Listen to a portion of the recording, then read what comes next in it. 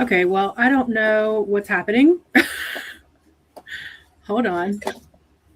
Also, be prepared because YouTube has been really funny today where it hasn't been showing people actually as watching and like being here, but like people are. But like I can't even put us on the screen. You can't put, wait, what? Like I see all I see is a black screen right now. Oh, okay.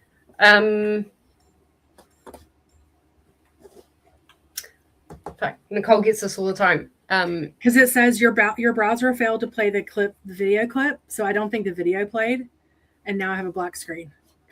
Oh, did it not play? Denise, did the video play for you? Well, I mean, we can see you. Okay. So there's sure that, and we're both on, as far as I'm aware, we're both on screen from what I can see. Wait, let me check.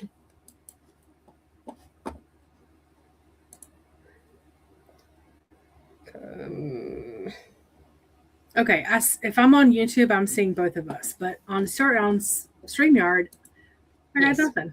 So it's all good. All right. Anyway. I guess trust the process. I will trust the process, yeah. Anyway, how are you? Welcome. I'm to chaotic MaasVerse discussion. Yeah. Yeah, the intro, yes. So the intro must have played. Okay. Well, that's good. Oh, there. Okay, there we go. All right. I'm gonna quit touching things. Oh, Yve. Anyway, how are y'all? How are you? I'm alive. Yeah. That's about all I can say right now. I'm very much. I have probably the best TBR for the month that I think I've ever had. So I'm very excited for the month, but it's also going to be very stressful. But I'm also like super excited to start Airfire. Yes, me too. And just like shut the world out for a little bit. I'm ready to get back into some action because I'm just ready to get back into. We'll talk about that when we talk about Assassin's Blade, but I'm ready to get back into some action. Yeah, definitely. For anyone in the chat, I have put on the Discord that the discussions are happening at the moment. So as people roll in, let us know what you rated each book, because that's always really interesting to know. As you guys probably remember, I rated Crown of Midnight 5 stars. And I think what was yours, Jen? It was 4.75, 0.5. No, I think I did. Oh, actually, I have it right here. I think I did 4.5, maybe. Yeah, something like that. Which is really good. Yeah.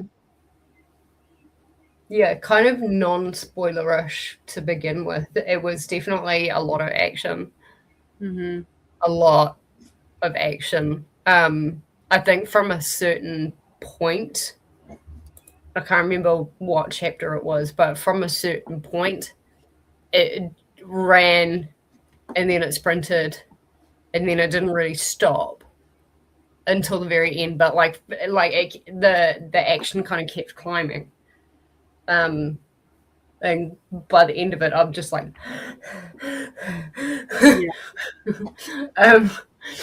and then it did very much kind of dip down very quickly. Did your light just go off? No, I'm just trying to see if me changing the camera fixes it, but it doesn't. What you could do is like go like open a new tab and open StreamYard.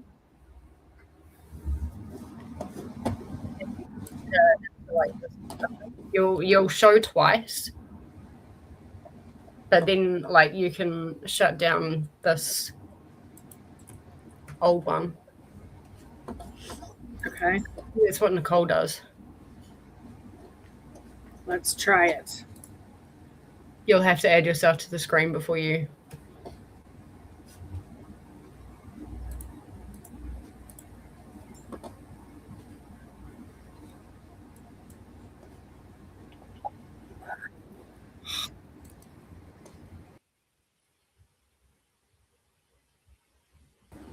That worked.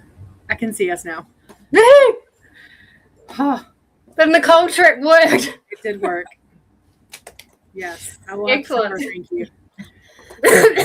Okay, cool. Oh, I feel better about the world. I do listen to Nicole sometimes.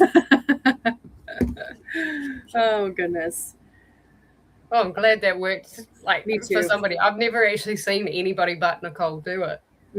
Yep, it works. I will tuck that away in my toolbox for sure. Yeah, I'll tuck that away as well because surely it'll happen again. Yeah, for sure.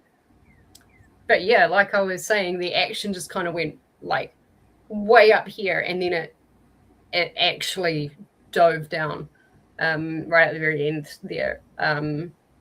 But I think definitely some of my theories definitely came true, and I've got another theory specifically for one part of the excuse me, the like big reveal scene. Like it's kind of got me like a theory as to where they went. If you know the part I'm meaning about, like, this is still spoiler-free territory, and I'll talk about that more when we really get into it. But yeah, I'm excited to kind of see the possibilities. I'm trying to make non-spoiler and spoiler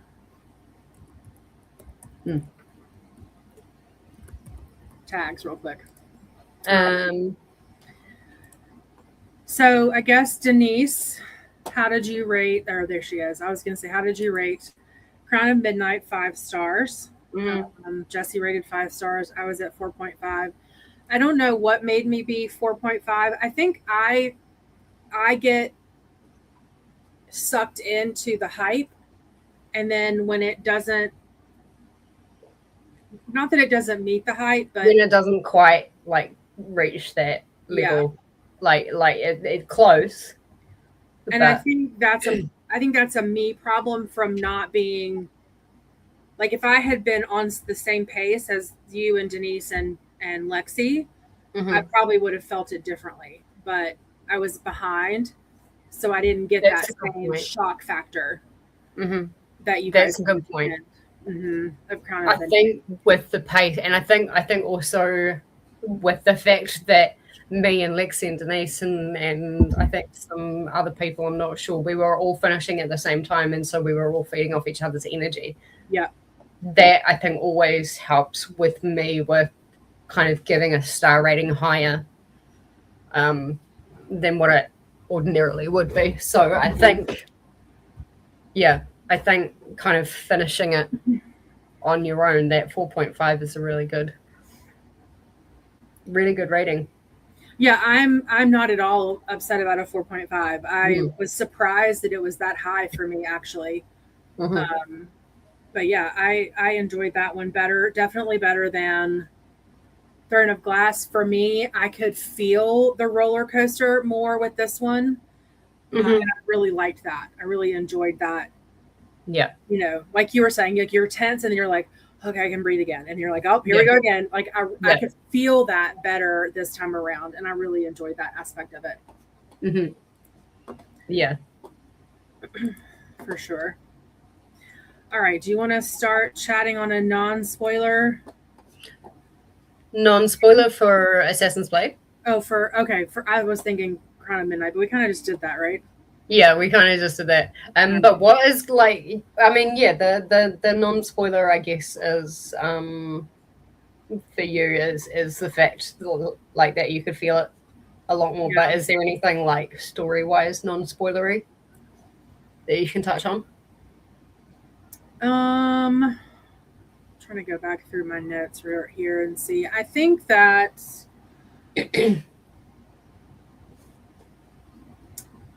I don't know. I don't think so. I really enjoyed kind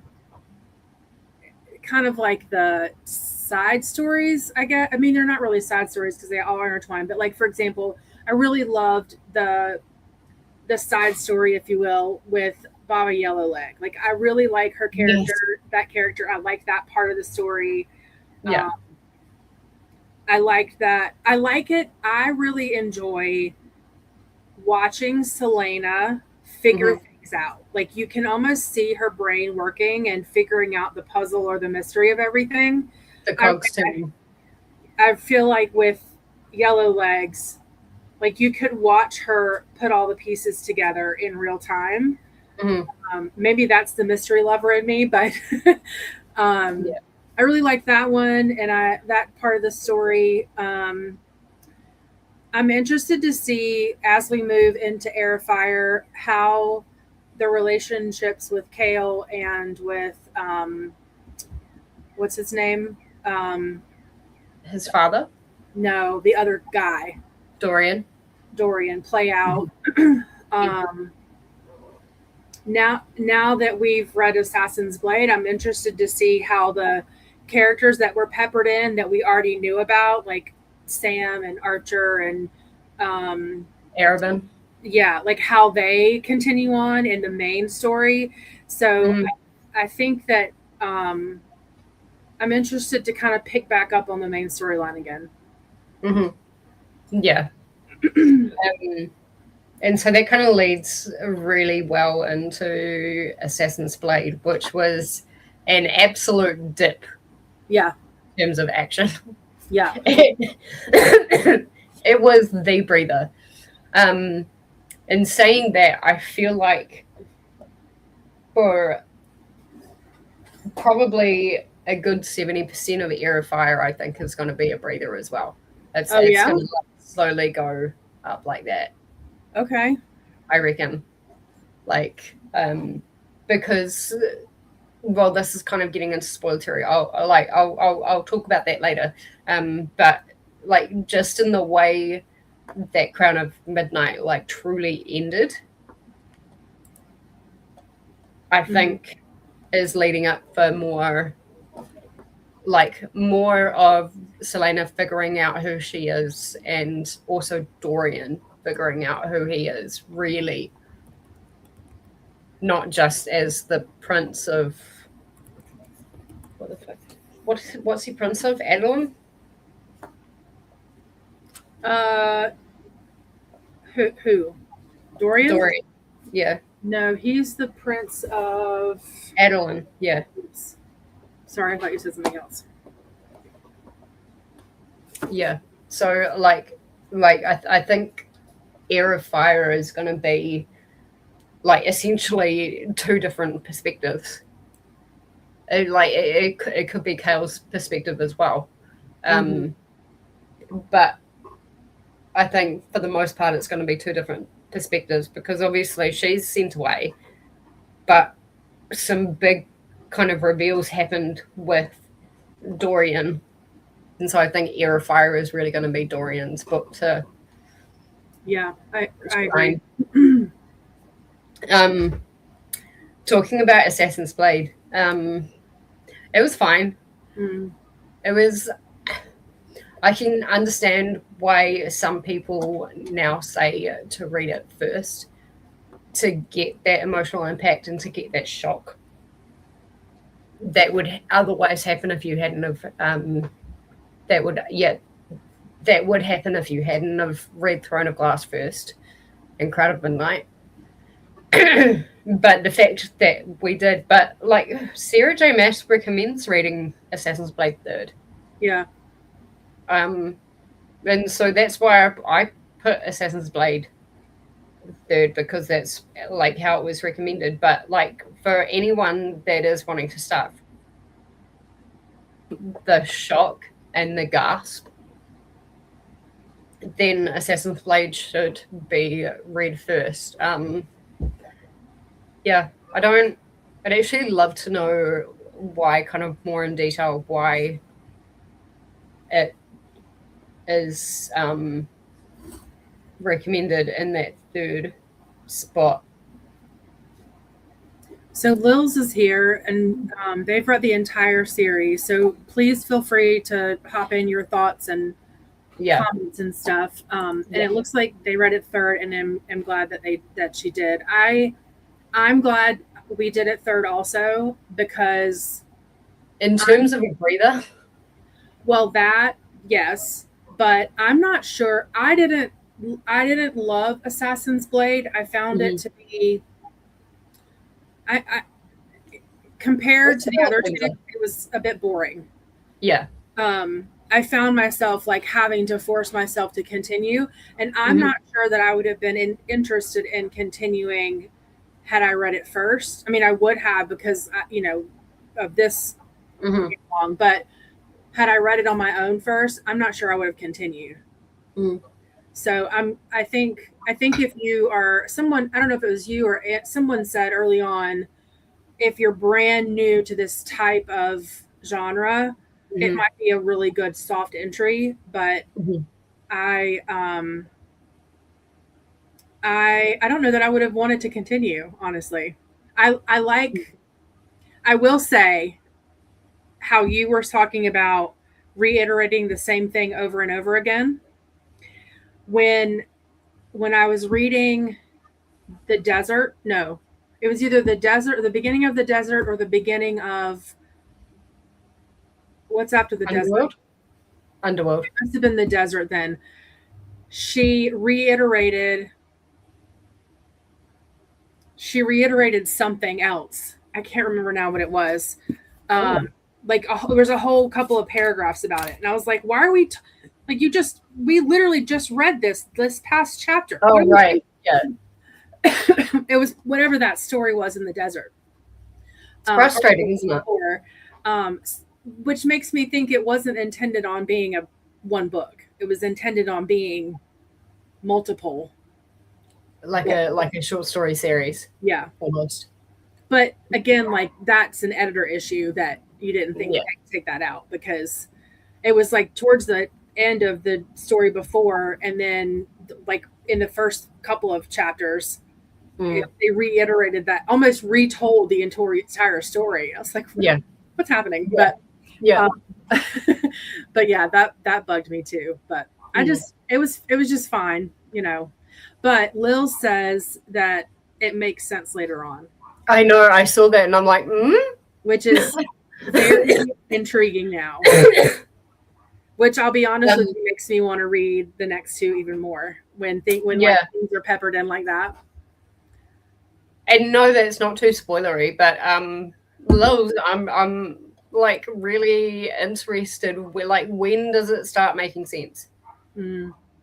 I also have some theories about some stuff that happened in Assassin's Blade that kind of relates to some things that was said in Crown of Midnight. So I'm kind of glad we're doing this discussion together.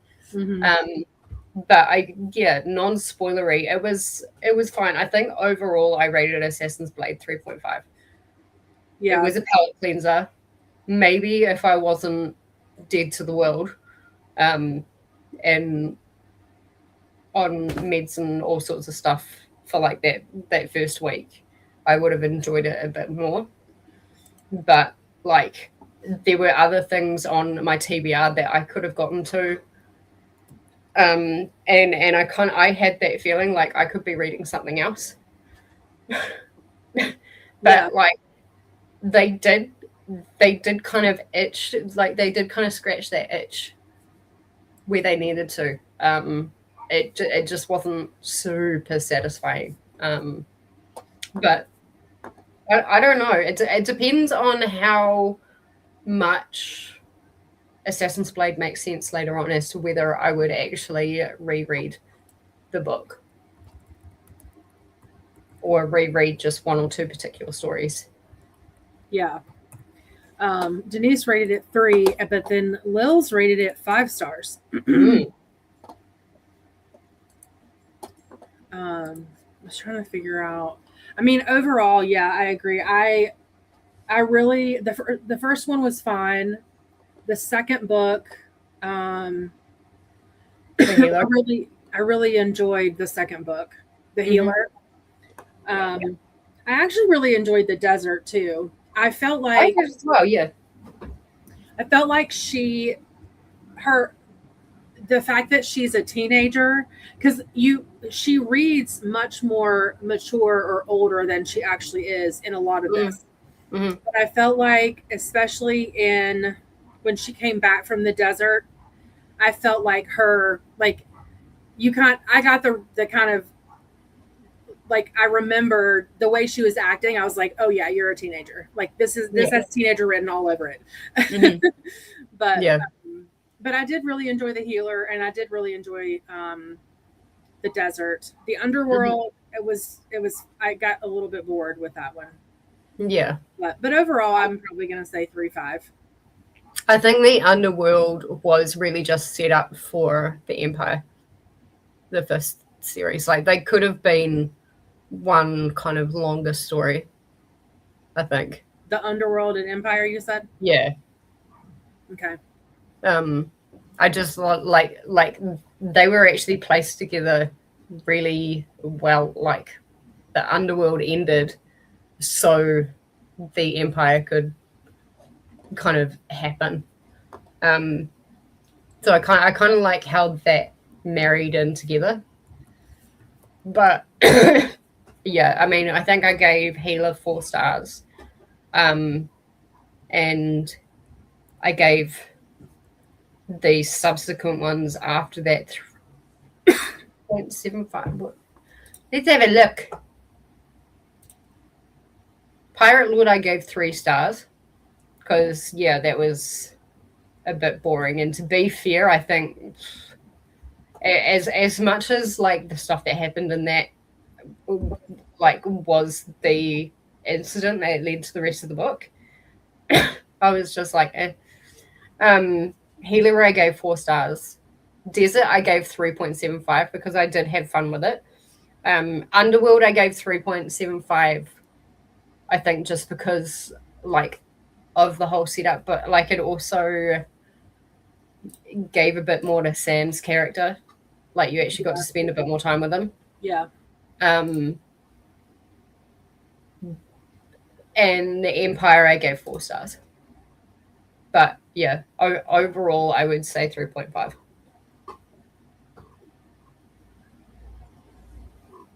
Yeah, that's probably where I'm going to land too, give or take.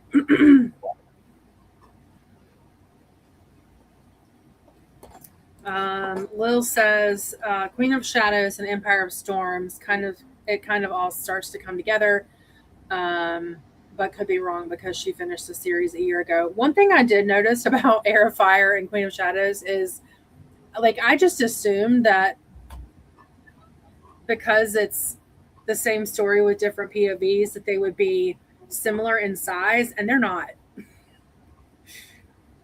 It's Empire of Storms and Tower of Dawn. That's the tandem. I thought it was the next 2 we're doing. No. It's the 2 after that. Yeah. Well, we'll discuss tandem read stuff a little bit later. I literally bought both of them this weekend, and I was like, how am I supposed to tandem read these? And one's like 100 pages longer than the other. Yeah. I mean, at least you'll be prepared for Queen of Shadows. I will be prepared. You're right. Yeah. You're right. But yeah, no, it's Empire of Storms and Tower of Dawn. Okay.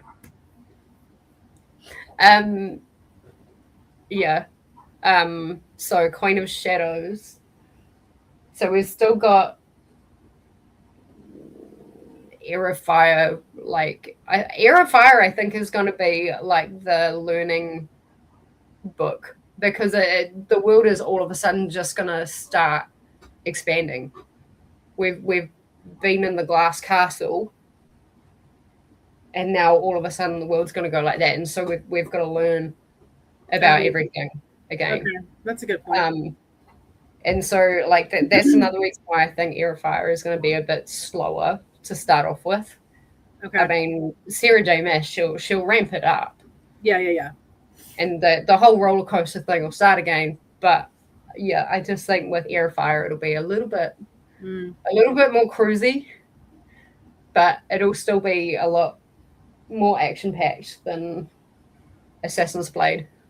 I like this comment about the tandem read. Lils didn't do the tandem read, she said, but she says, I'm glad I gave each book their own moment. I like that.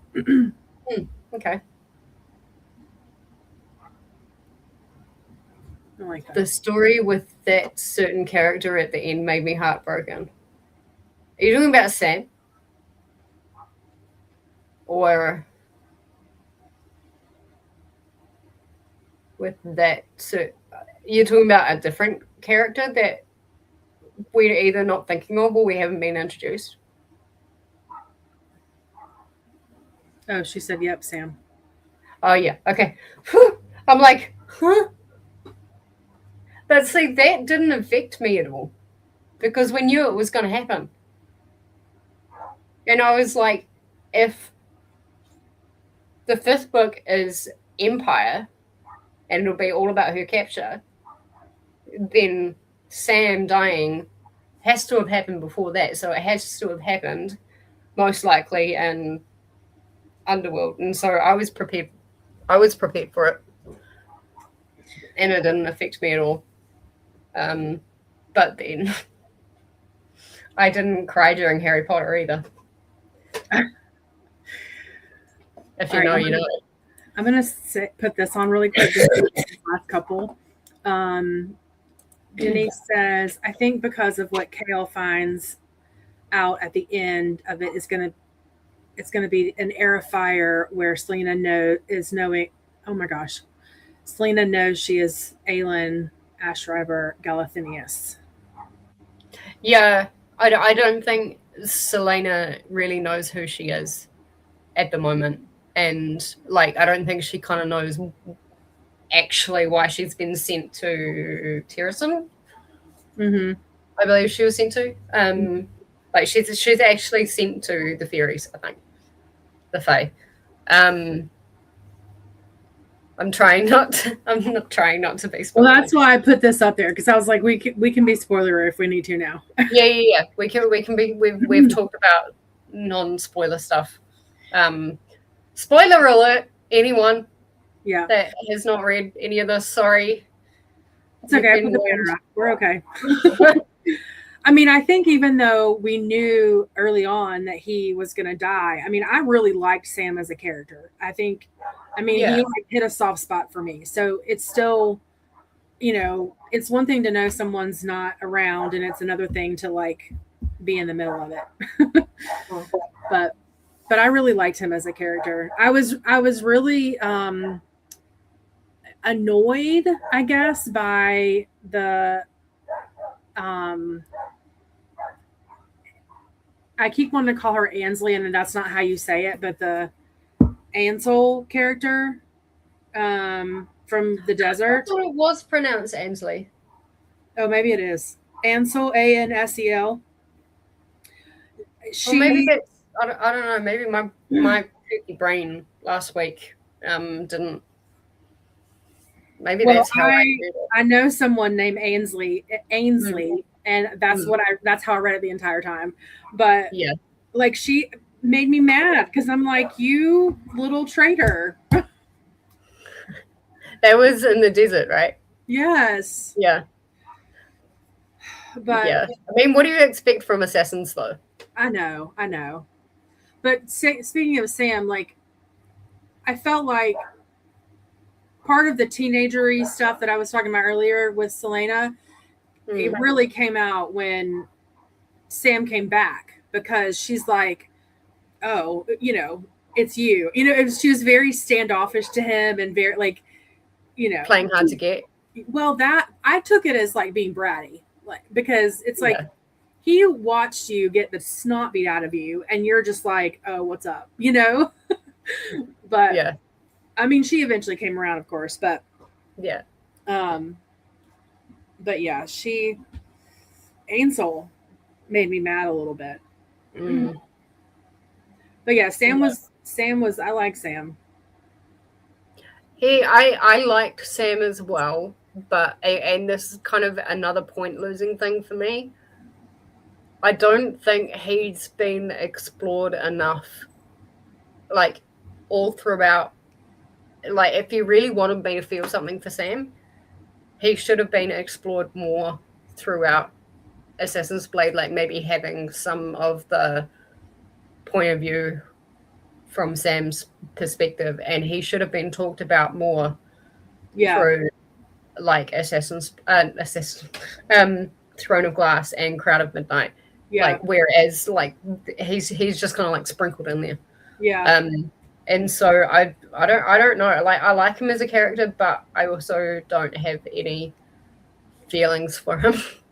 I would love to see like a flashback novella from his point of view. Oh yeah, that would be good. Mama Sarah, or Mother, as everybody calls. Everybody calls Sarah J. Maas like the mother. Oh, funny. I first heard that like while like everybody was getting ready for the Call You Daddy. Oh, yeah. Daddy podcast. Yes. Mother Sarah. And after that, and I'm like, who's Mother? I'm like, what the heck? And then I'm like, whoa, I mean, I'm a huge fan, but like that's a bit much. Yeah. But yeah, I didn't feel anything for Sam. I think the intention was there to feel something for Sam, but maybe because I'm not the target audience anymore. Could and be. Like, yeah, just having a few more brain cells than horny teenagers. I mean, sorry. No, I'm very sorry to anybody that loves. I really like Sam caught me from the beginning, so I really liked him. But I would love to see a flashback Sam POV. No, just a novella, nothing crazy. That's a great idea. 250 page, just quick. Yeah. Yeah. Because I think Sam grew up with Selena, didn't he? Yeah. Or they met. Yeah, they met early on. Like at the guild, because she was 8. I was gonna say, I think they met when she was 7 or 8. Yeah. Something like that. So there's enough years there of what they've been together to make a book. Yeah. Lil said, I think that's a great idea. Yeah, Sam deserved better. He was such a good character and was gone so quick. Yeah. Great. Yeah, it was kind of an injustice, I think. Yeah. But I have theories.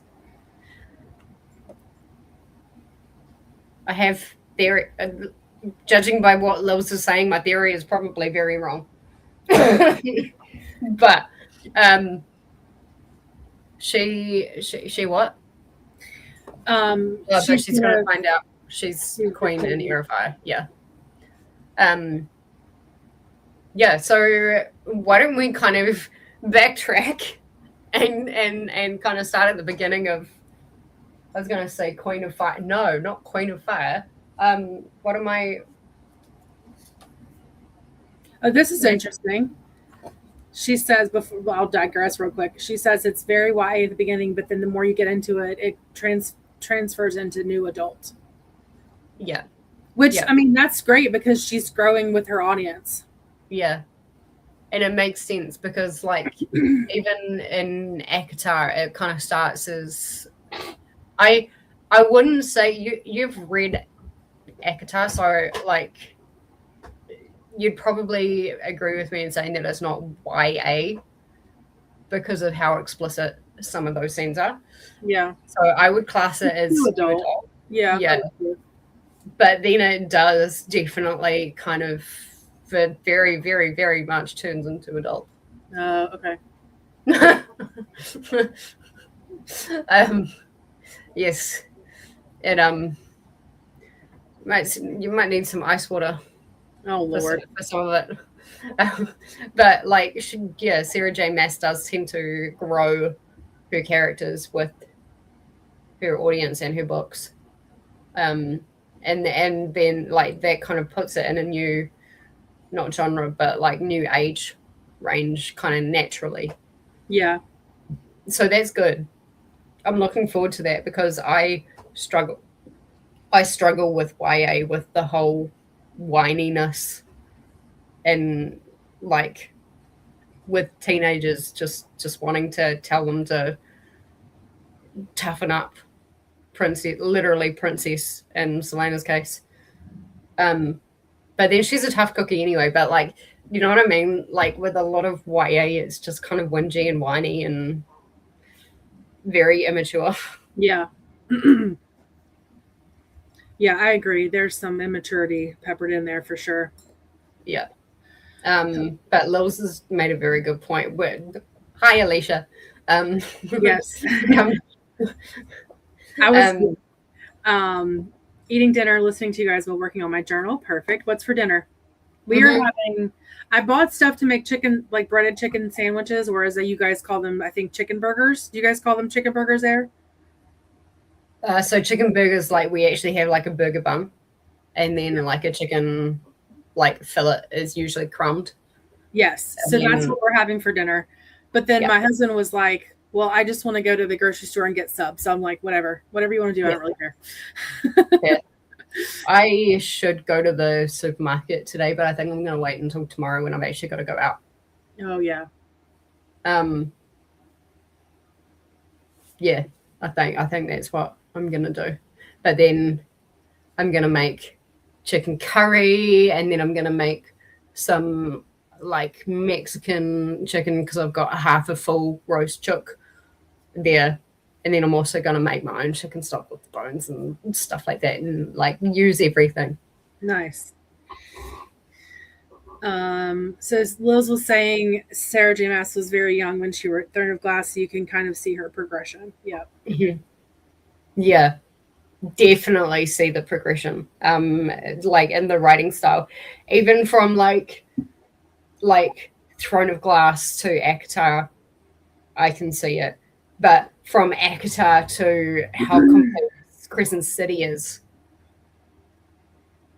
I can see it. And I think the writing progression and all of that is going to show in ACOTAR. So, like, I think that's going to be a big jump. Like from Silver Flames to A Court of Blank and Blank. Which I'm really frustrated that we still don't know what the titles are. I know. You can pre-order them everywhere, and it's just like a red, like a pink cover and like a orange cover. I'm like, what are we doing? And it just says ACOTAR 6. And I'm like, yeah, but like, also I really, really, really want them to come out with the Night Court editions, the black ones. Oh my gosh. Have you seen those? I cannot tell you how close I came to buying every single one of those at Barnes & Noble over the weekend. Have you guys in the comments seen them? Because I've got them in my safe space.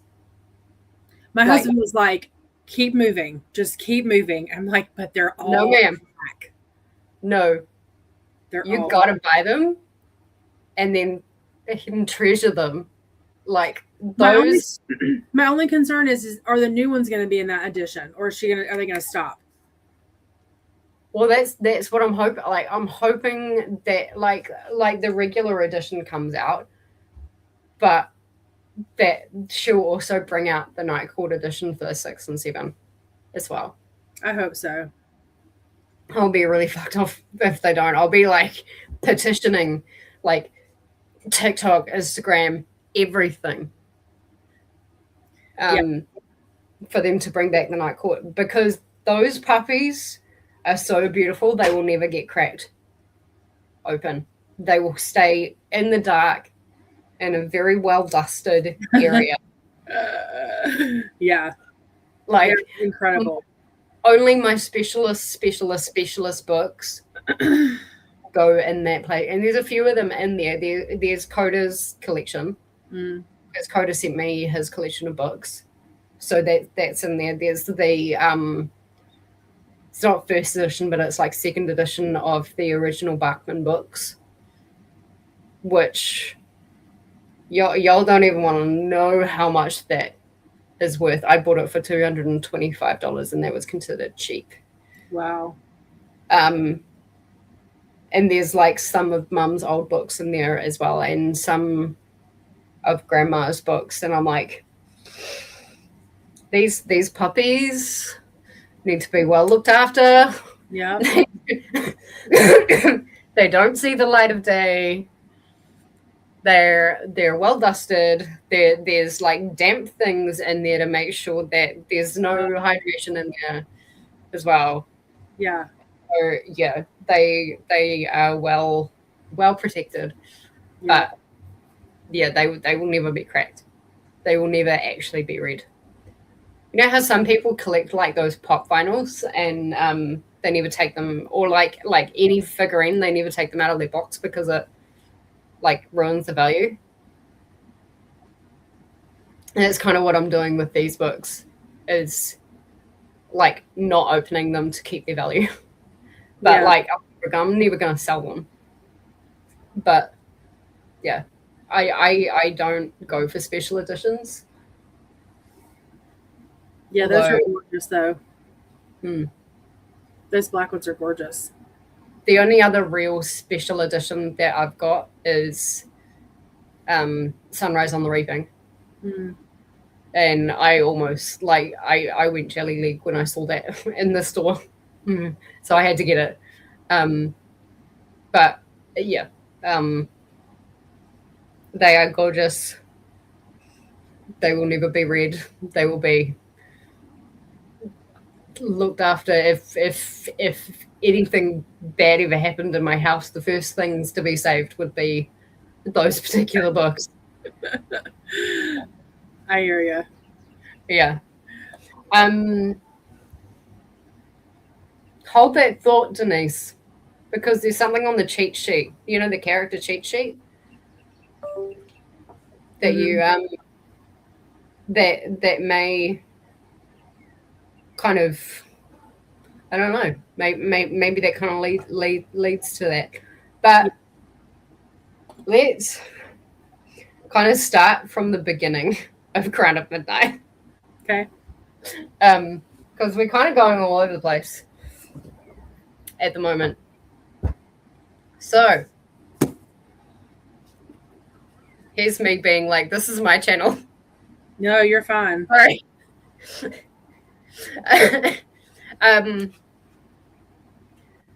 Let's have a chat about like just her being the King's Champion, and I think like one of the really kind of interesting conversations that happened, and I don't know if it's the first part or the second part, but like when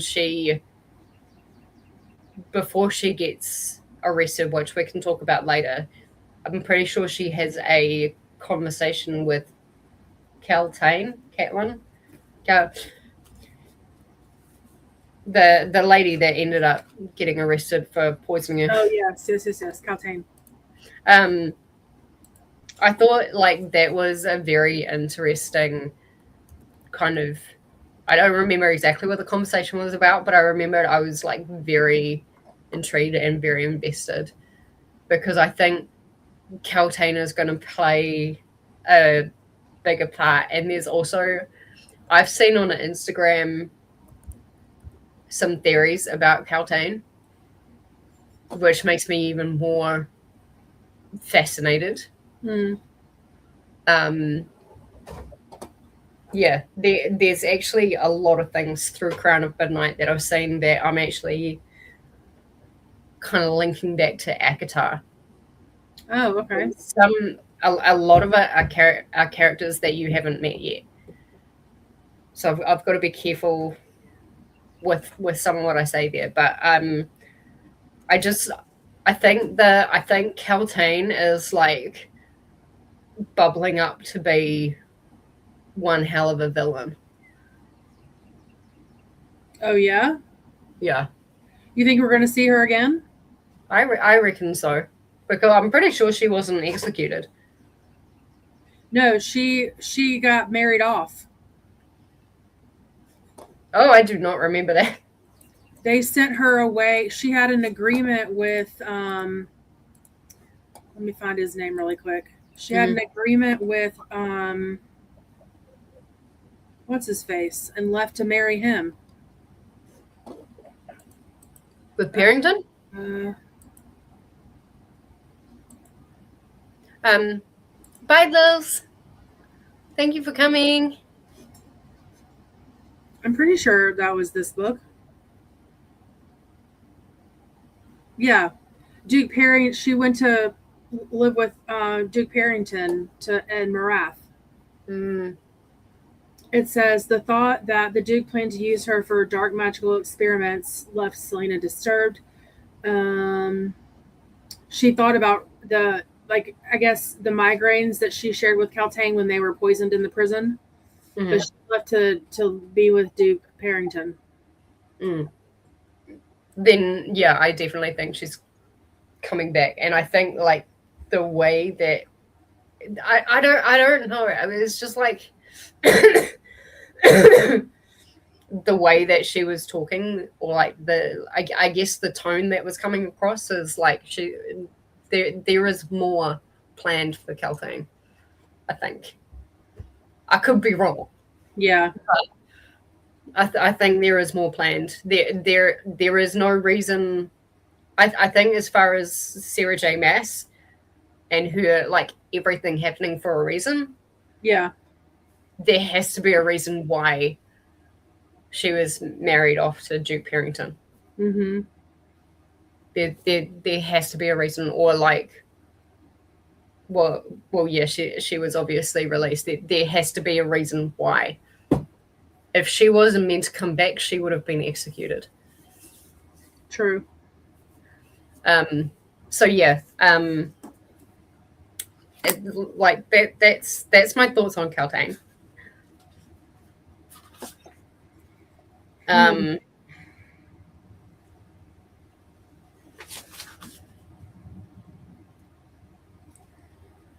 And we start off with Selena and Lord Nyrell.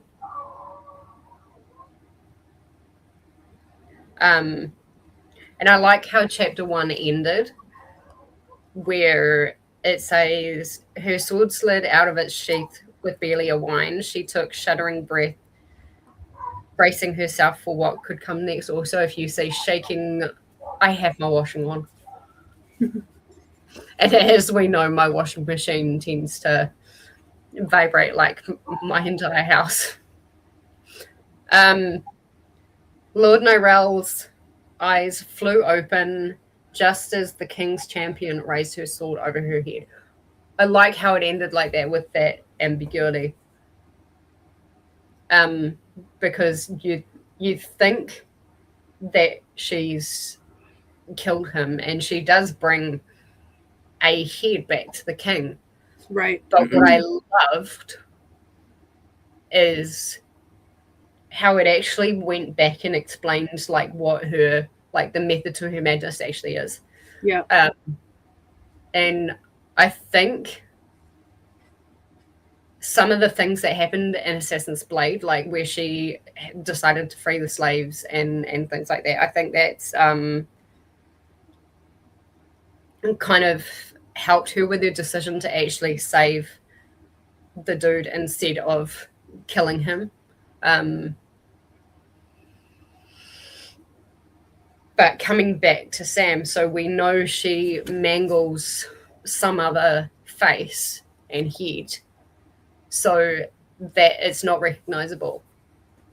Coming back to Sam, what I noticed is that it said that he wasn't recognizable. Say that again? So when Selena saw Sam's body, I'm pretty sure it said that it wasn't. Jessi! There we go. Poof. Poof. I have chills. It took much less explanation than I thought it would, and I'm kind of glad of that. yeah, you kind of get where I'm going with that now. Yes. Right? Oh my gosh. Lils, where are you? Sorry, Lils, you're probably already gone, but oh my gosh. Damn it, I should have dropped that like 10 minutes ago. So when I said in Assassin's Creed that there's stuff there was a certain situation that happened in Crown of Midnight that made me think of a theory about Sam. That was it. Oh that my gosh. Immediately kind of made me go, I did not even catch that. I mean, I'm going to reread Empire because that's when she sees his body as Empire.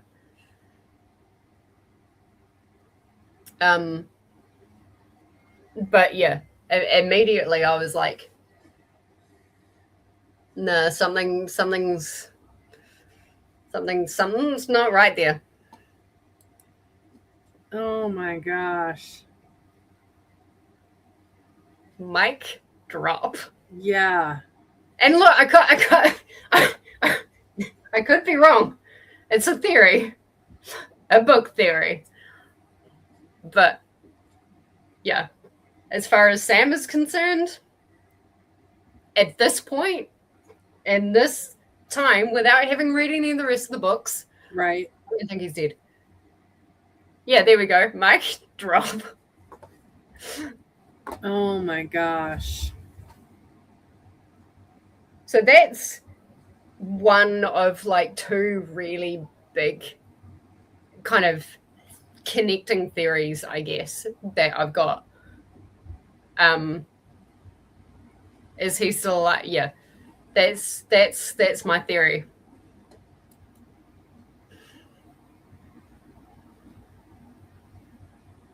We'll talk about that more in Assassin's Blade, so hold on to that. Oh my gosh. I don't even know what to say about that.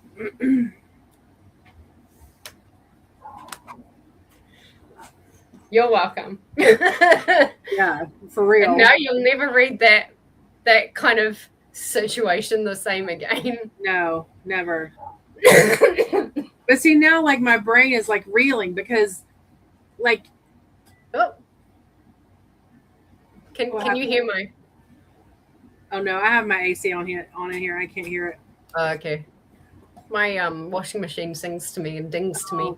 Mine does too. I love it. I love it.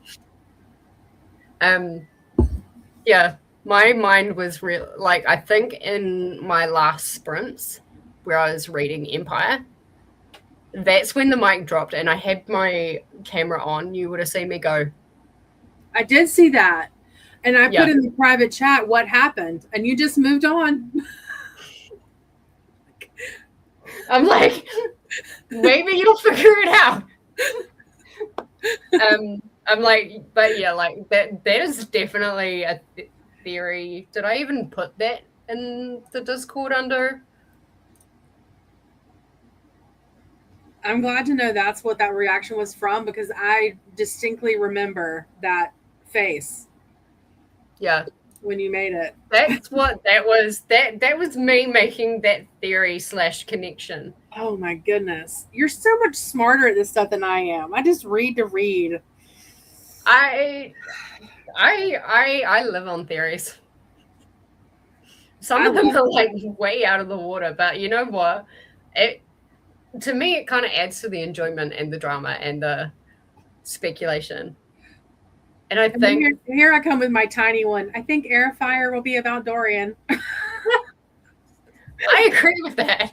And you're like, hold my beer. Yeah. Yep. Holy cow. So I think for most of the rest of the discussion for this book, it's going to be a little less chilled out until the really big reveal. But I've got theories about Dorian.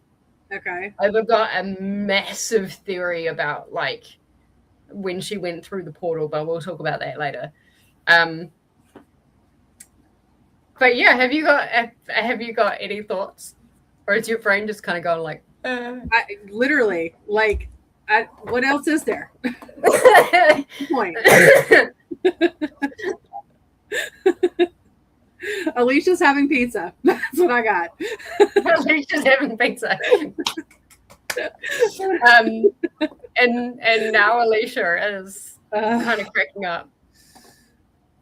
Oh gosh. Yeah. Alicia, you have to read this with us. Wait, have you not read like any of this? Like, are we totally spoiling everything for you right now? I don't think so. Alicia doesn't. I think Alicia's one of the ones that doesn't care about stuff like that. Okay. And would not be here if it was. All right. Yeah, I think she's. You're here for the vibes. Catch me. And the mic drops. Yeah, correct me if I'm wrong, but I'm pretty sure I remember that about Alicia, that she doesn't care. Oh, yeah, that's right. She's only read Crescent City. Well, yeah, like after this discussion,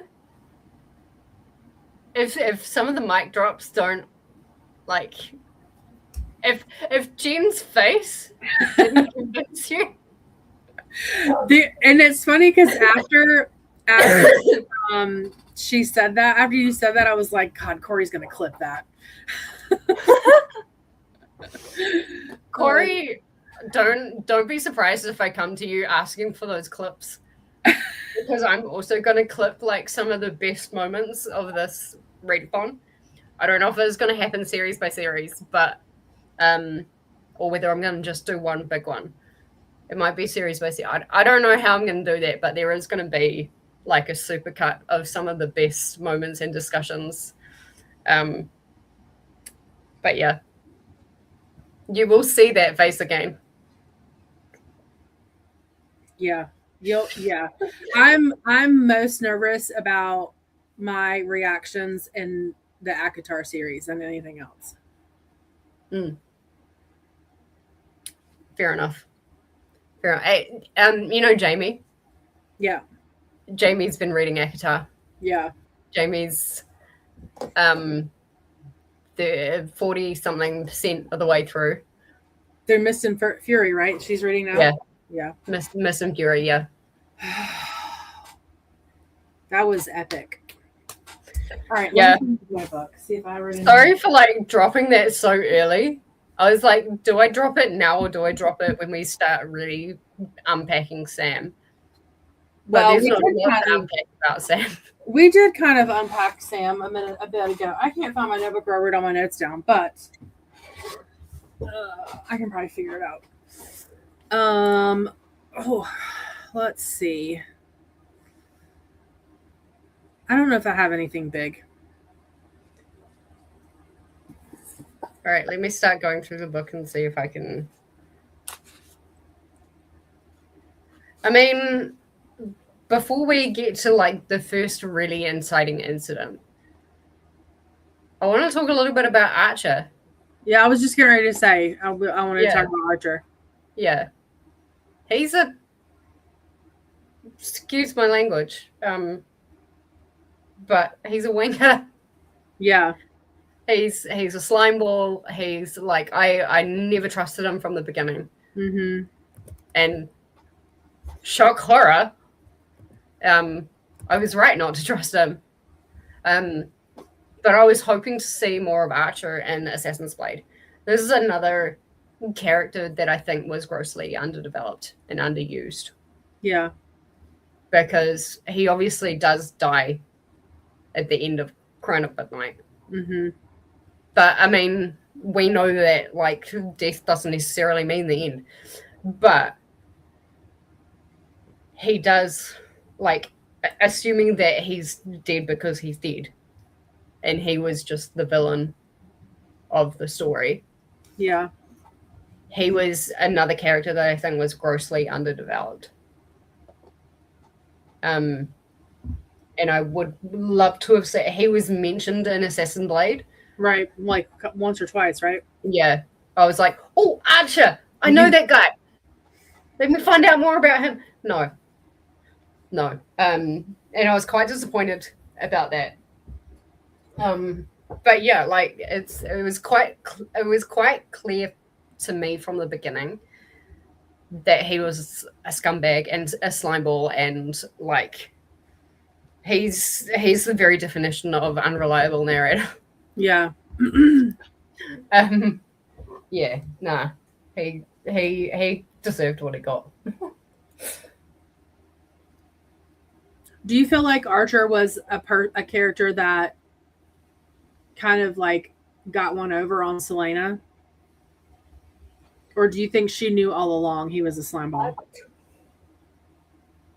I mean, that's a hard one because, like, I feel like she was genuinely shocked when she found out that he was behind it the whole time. Right.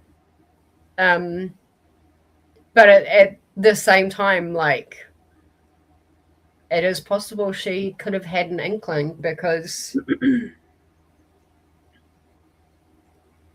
I guess maybe the way it was written kept making me think he was a slimeball, but like he wasn't ever out of the presence of Selena when he was on page.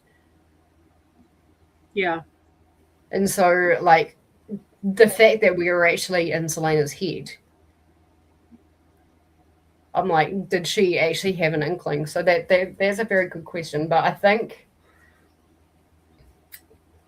during that final confrontation, I think she was genuinely surprised. Yeah. But I was like, wow, shock horror. Oh my God. I felt like there were a few things towards the middle where it felt like she was getting some idea, where it was like things were making her pause a little bit. Yeah. But she still trusted him because she knew him for so long. But I felt like when she got final confirmation that he was behind everything, I agree. I think she was completely shocked. And then she went Super Saiyan and it was great. Yeah, right.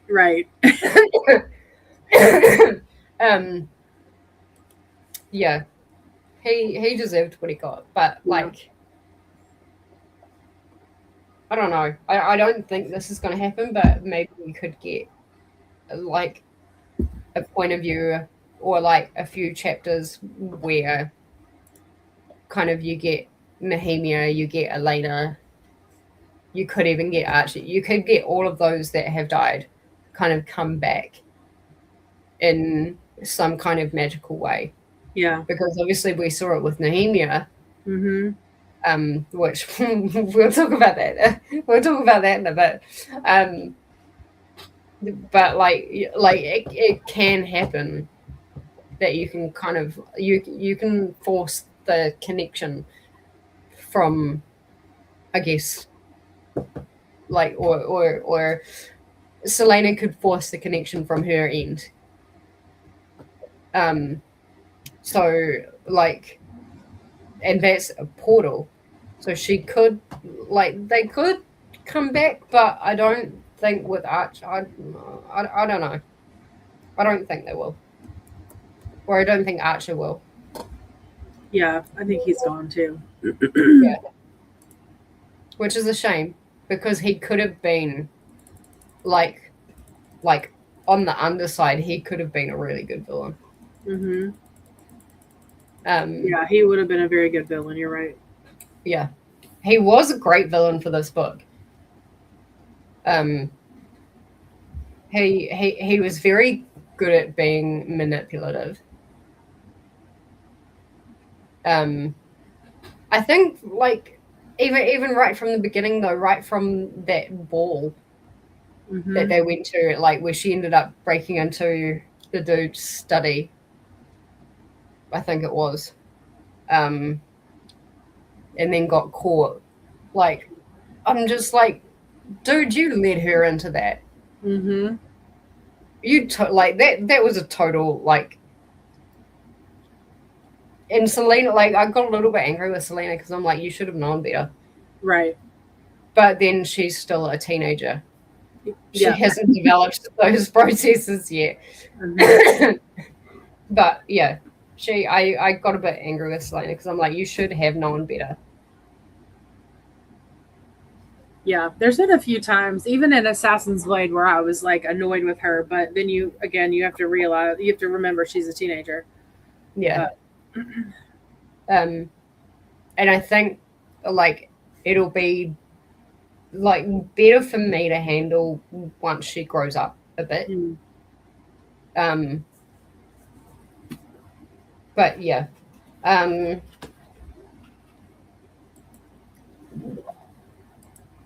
I gotta, yeah, Dorian. Let's talk about Dorian. Let's talk about my other mic drop. Okay. This one I did put in the Discord.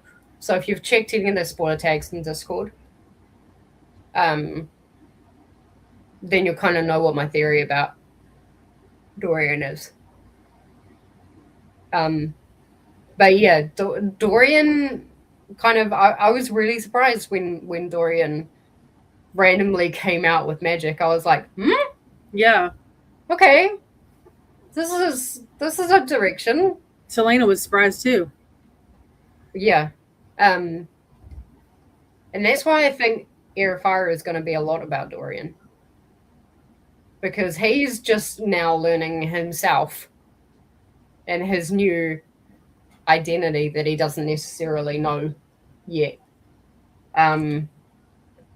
But my theory about Dorian, and towards the end of the book where Dorian is kind of like exploring and finds those iron doors and he's like,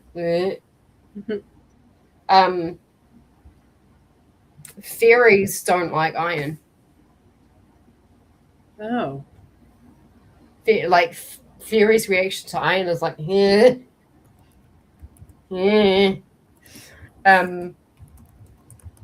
and so my theory about Dorian, the fact that he's got magic and he's suddenly being able to use it, especially like, I'm actually wondering if Baba Yellowlegs? Yeah.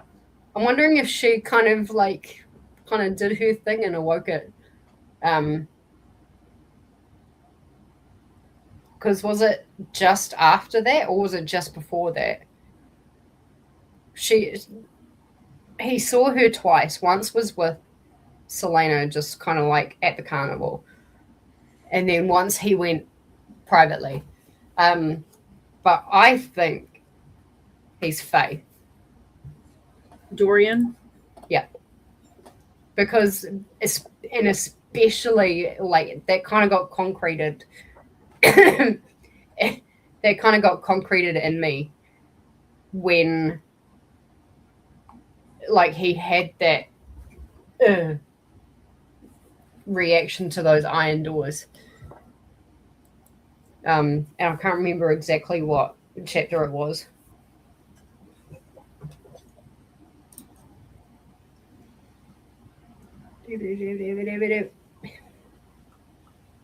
Oh, no, this was still Assassin's Blade.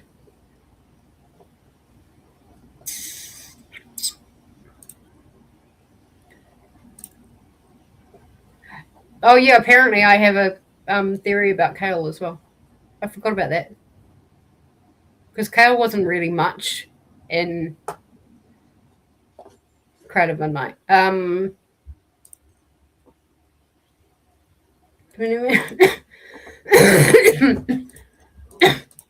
Oh, okay. So my original thing with Dorian when he gets magic, it was obviously before chapter 24.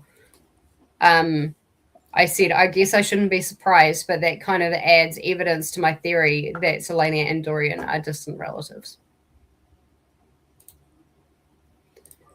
Let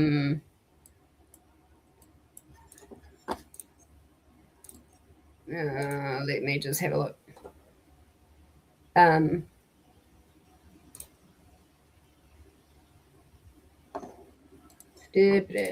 trying to look at these family trees, but they're not consistent. So I don't think that's going to help me.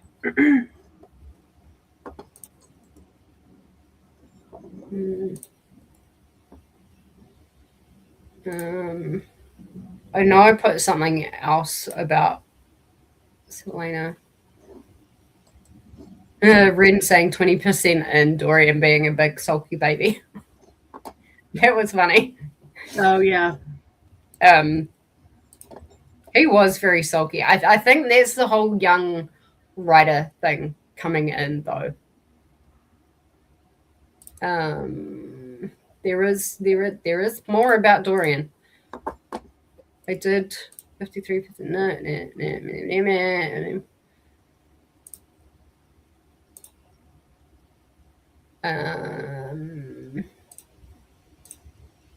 This is all talking about Nehemia.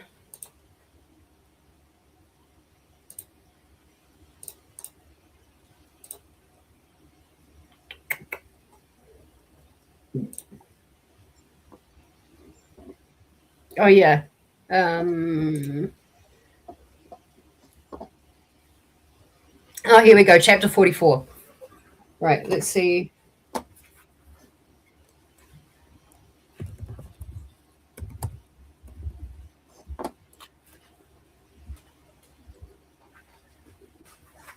Chapter 44. Oh, that's a long chapter. I kind of summarized it.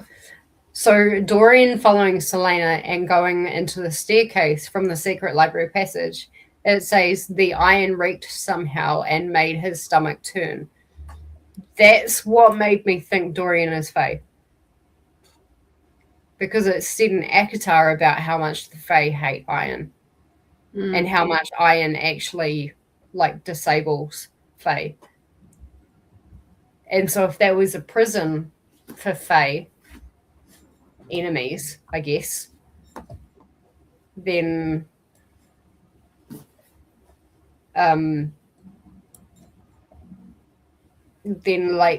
Dorian's reaction to that door, or that series of iron doors where it says it turned his guts. Yeah. That just very solidly makes me think he's Fae. Whether he's actually related to Selena, I don't know. For some reason, I thought he might have been related to Selena, but the relation could be the fact that he's Fae, and it could still be another bloodline. Yeah. But yeah, I think he's Fae. Totally not as mic droppy as my last one, but when I thought about that, things just connected. The fact that he suddenly has magic, the fact that Selena can use magic. We know now that Selena is Fae because of the whole portal thing.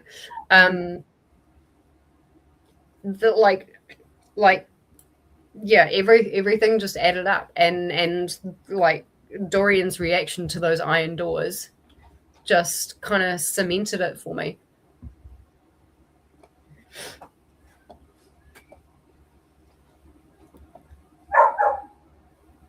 Who's Irene Towers?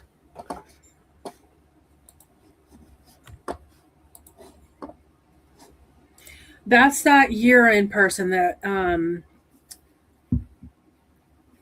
she's the healer. Oh, the witch healer, the one that I was telling you that I really liked. I want to see her again. I couldn't remember her name. I just remembered her as the healer. She was really young in the healer, and her mom was killed by the Otterland Kingdom, someone in the Otterland Kingdom, and I want her to get revenge. Okay. I want her to get someone in the Readalong Kingdom. Mm-hmm. Okay, let me talk. Let me go back to chapter 2.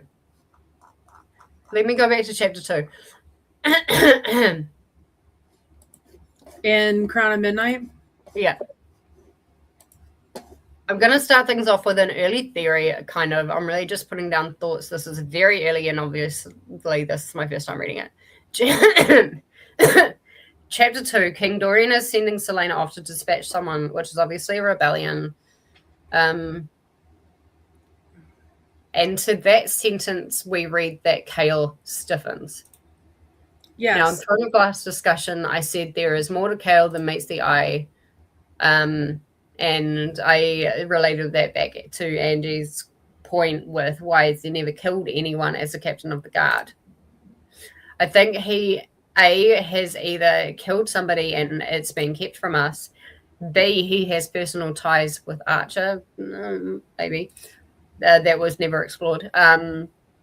Or C, he is a member of this rebellion. Personally, I could think theoretically it could be a combination of all three. But with what you've just said about somebody in Adeline, I think I did kind of have Chaol in the back of my mind when I read that. But you just kind of reminding me of that made me think someone in Adeline is who killed Irene's urine parents. But interesting, Denise, that you think that she could be Chaol's love interest when it could have been Chaol that killed her parents. It could be both. It could be. But I agree with this. I really hope she's coming back in some fashion, and I hope that she gets revenge. So do I. I really hope she comes back because she was a great character, and I think she would work really well with Celaena. I think she would kind of dampen her down, like ground her. Yep. And I think she would be a great, I don't know, could you say replacement for Nehemia? Like the friendship wise. Yeah. Like Celaena needs someone to just chill her out a bit. Yeah. To ground her. And I think I think that somebody needs to be female to really kind of get down in there. But yeah, maybe Chaol's loving. That's an interesting theory. Did the healer actually mention anything about Chaol? I don't think it did it? No, but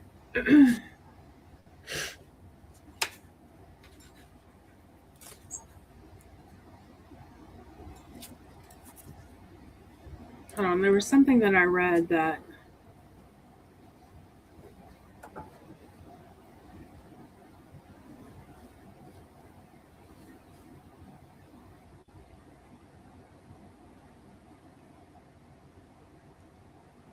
maybe not. Oh, going back to Dorian for a second. Chapter 24, other continents. So is this suggesting that Dorian may actually be from a different continent? Were we looking at his lineage? Or was he looking at his lineage?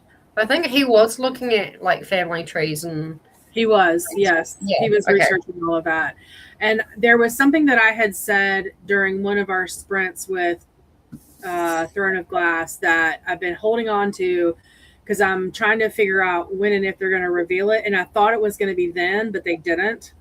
That had something to do with lineage. But when you got spoiled for the... Yeah. I had that in the back of my head as well.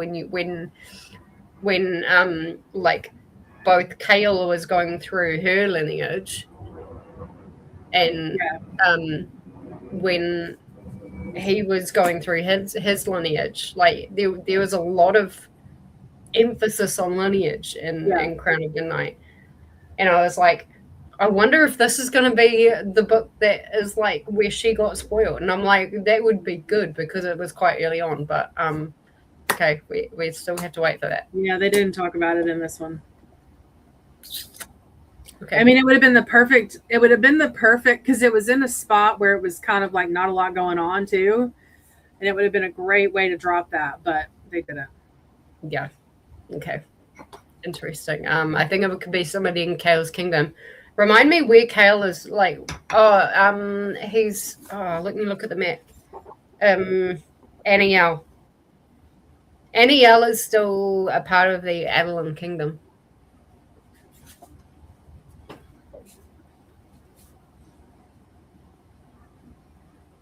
Because I think his father is Lord of Aniel or something.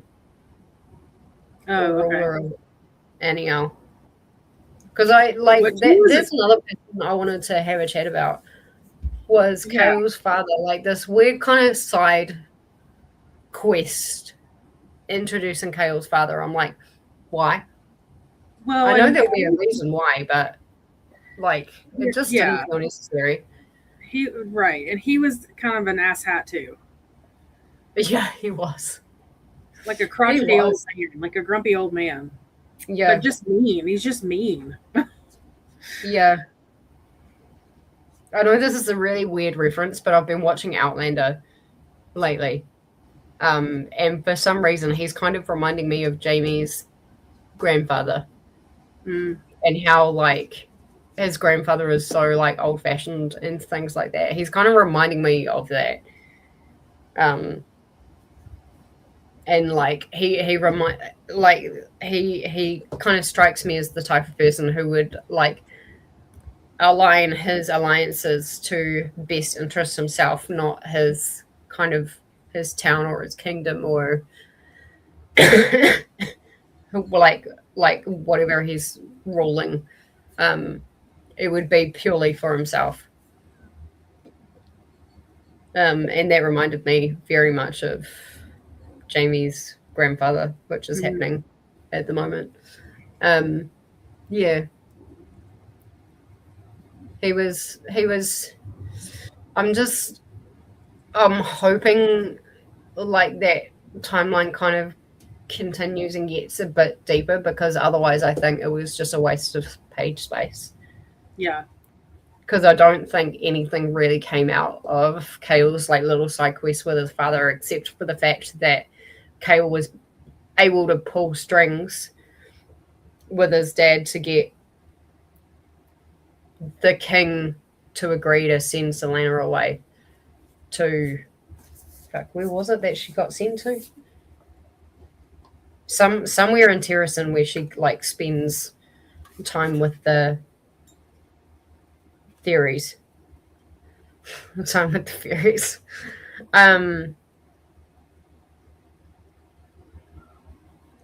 Yeah, I can't remember exactly where she gets. Can't remember exactly where she gets sent to, actually. I'm looking it up too. But yeah, I think that's really the only reason. If to pull that connection was the only reason why Kale's father was in the story, I think that's a pretty weak reason. And it could have been fandangled in a different way. Like maybe the king sending her to Terrason for like recon, because he wants to take it over, and then Kale saying, hey, you know, maybe look in this direction. Okay, so it says, sorry, I'm going back to what you just asked. It says, Kale realized the truth that Celaena was Aelin Galathinius, heir to Terrason. He dropped to his knees upon understanding that he had just sent the Lost Queen straight to Wendlin, the land of her allies and people. That she wasn't just an assassin, she was the greatest threat to Otterland and the hope that they could destroy the king. The game had just changed. So Wendlin is where he sent her. Wendlin. Where is that in relation to? I keep looking at... I need to find like a color map and a big one that I can put in the Discord. Because I keep... Like even through ACOTAR, I kept...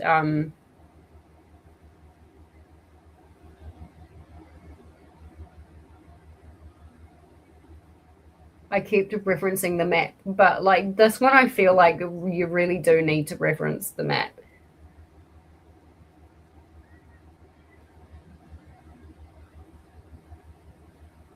Because I cannot see Wendlin to save my butt cheeks at the moment.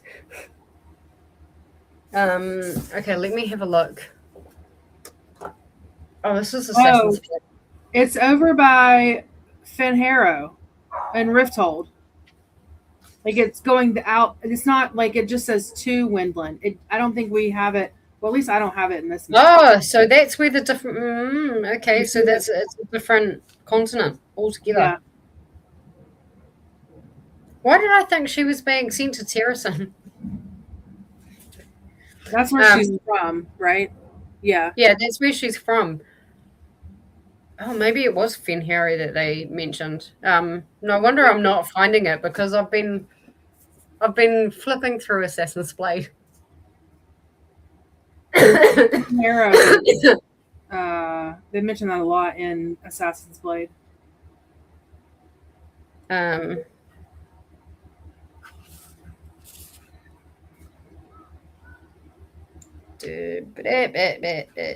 word keys.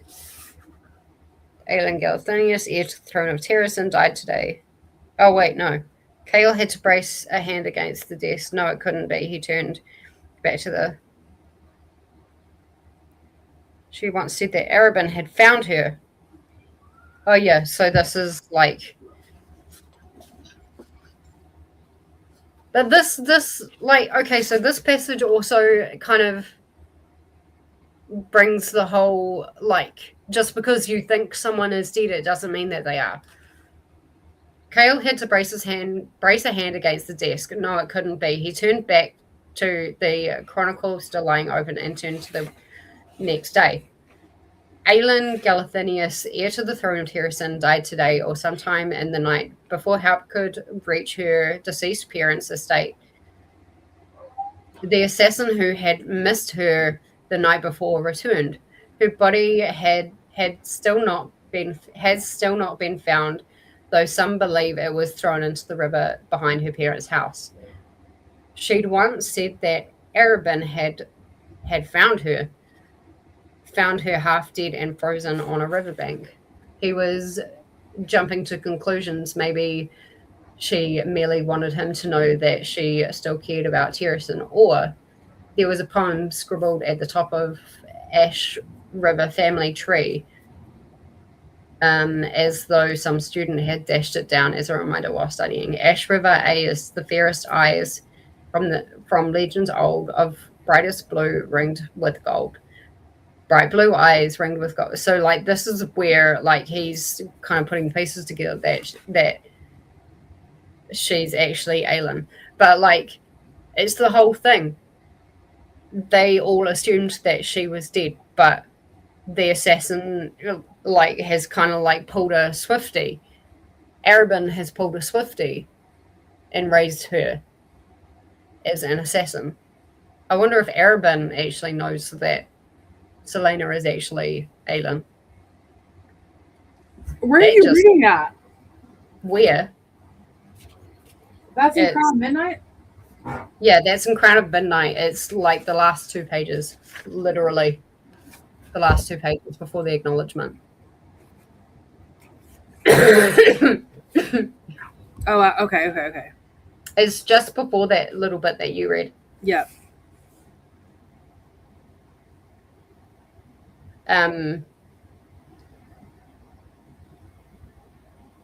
Queen Maeve of the Fate.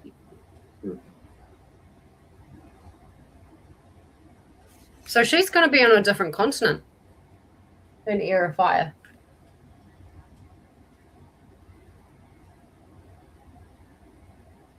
The memory hit him like a brick to the face. The Yulmus morning when Selena had looked so uncomfortable to be receiving the golden arrow from Dina, the arrow of Mab, and Kale counted down the tree one after the other until my great-grandmother was Fae. I remember. Kale had... Sorry, what? I was just saying, I remember this now. Yeah. kind of reading along with you. Yeah.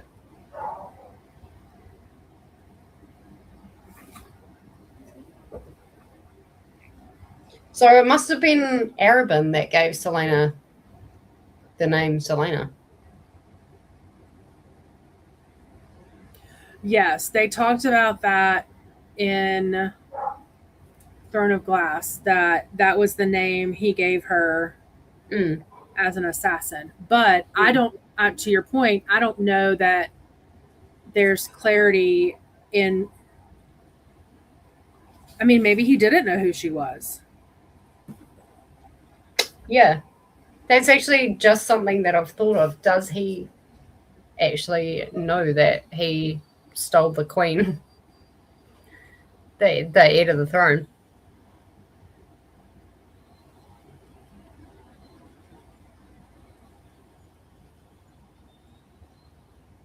Yeah, I don't remember. I'm trying to think. I remember them saying that he gave her that name, but I don't remember if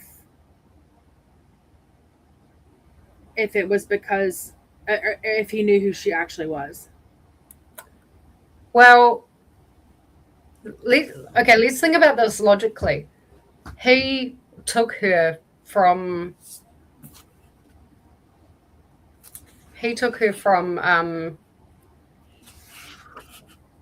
oh no, he found her on a riverbank, so he didn't necessarily take her from her palace or wherever she was. Right. But there was an assassin. Where would that assassin have come from? Right. I wonder if it's from the silent assassins. Oh, of course. Yeah. That's a good point. Because immediately I'm just like immediately I'm like, it's got to be Arabin that sent the assassin. But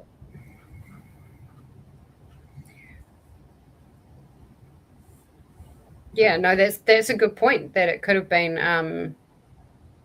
the silent assassins. But like, if it was Arabin that sent the assassin in the first place, and Arabin came to check, then he knows exactly who she is. Yeah, he knows exactly who she is, and it's maybe it's through Arabin that this big rebellion is starting, and that whole rumor of the rebellion. That's a good point though too, because it does say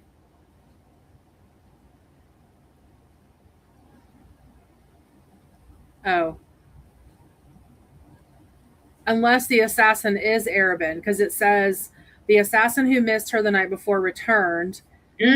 Celaena said that Arabin had found her.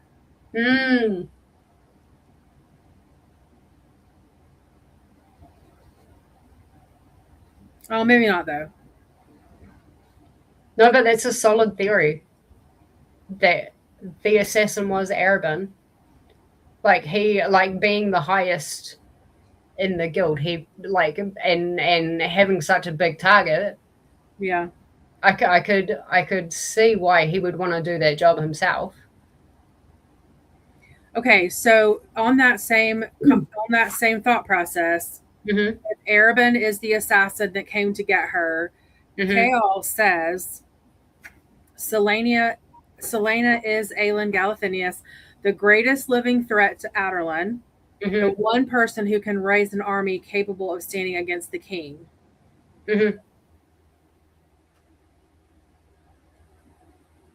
And now she's the one person who knows the secret source of the king's power. I don't know, I'm just trying to talk out loud, think out loud. Yeah, no, it's good.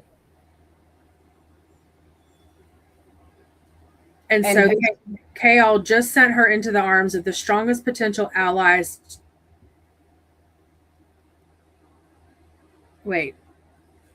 Of Terrasen's strongest potential allies, the homeland of the mother, the king of her cousin, and the domain of her aunt, Queen Maeve of the Fae. So Chaol basically just sent her into an area, like into a part where they could overthrow the king, right? Am I reading that right? Yeah. Definitely. So if Aderlin actually was the person that found her, Arabin, he has created his own monster. Right? Yeah, but like we've seen how sneaky he is. We've seen how calculated he is in Assassin's Blade. Like he set up like in Underworld. I swear, like this whole thing was probably in play like to begin with, but definitely from Underworld, he set everything up so he could be in power with what's his face. So he's calculated. He could be looking to overthrow the king. Yeah. And so he could be setting all of this up. And it could be playing right into his hands. Mm-hmm. So yes, he could be creating his own monster, but like that monster is directed in one direction until it bites him in the ass, because it will bite him in the ass at some point. Yeah. Especially if Sam comes back. And we also have to remember she doesn't work for him anymore. I mean, she's not tied to him anymore. No. But even if she's not tied to him, if the chips are playing with how he intended them all to play, then is always going to lead to eventually her overthrow. Well, like her being a big part in overthrowing the king. Yeah. So yeah, I think there's a lot of calculation on Arabin's part. Yeah. Hang on, I'm gonna mute real quick. Hang on 1 second. You guys keep talking. Denise is saying, I think it could be someone in Cacato's kingdom. That's why he left. Quite possibly. Yeah. I mean, Crown of Midnight, we still don't know anything about who Kael is. Right. He's still... But, like, there was that little curtain. It's just kind of like going, peekaboo. Yeah. With him, and it's, like, slowly getting wider. That could be a conflict as well. Yeah. Isn't there a part in Assassin's Blade where he asks if she's told Sam her biggest secret? If she was that young, she didn't know. She didn't know what her biggest secret is. Because she doesn't know that she's... I think at this point she doesn't know that she is the queen. I don't think she does either. Queen of Shadows. Yeah. Queen. Yeah, I don't think she knows. I don't think he's... I think he knows who she is, but he hasn't told her. Yeah, I agree with that. Yeah. I agree with that. This is kind of turning very much into a... We're talking about both books at the same time. Yeah. But, like, there are some things where, like, you kind of can't talk about it without talking the other. Yeah. You might not need that sprint break after all. It's worked out well. Yeah, it has. It's definitely, there's definitely parts of Crown of Midnight that go with Assassin's Blade. Yeah, I agree. And maybe we'll see parts of Assassin's Blade that go with Heir of Fire. Yeah. Maybe. So maybe our discussion of Assassin's Blade will like kind of bleed into like 2 videos. I don't know. Why don't we do a little bit of a sprint break and then we'll talk about Nehemia? Okay, good, because I gotta pee. Yeah. Because I'm thinking the same thing. I'm like, oh, I'm a little bit like dancy at the moment. Let's see. Oh, Corey, you've read it all before, though, haven't you?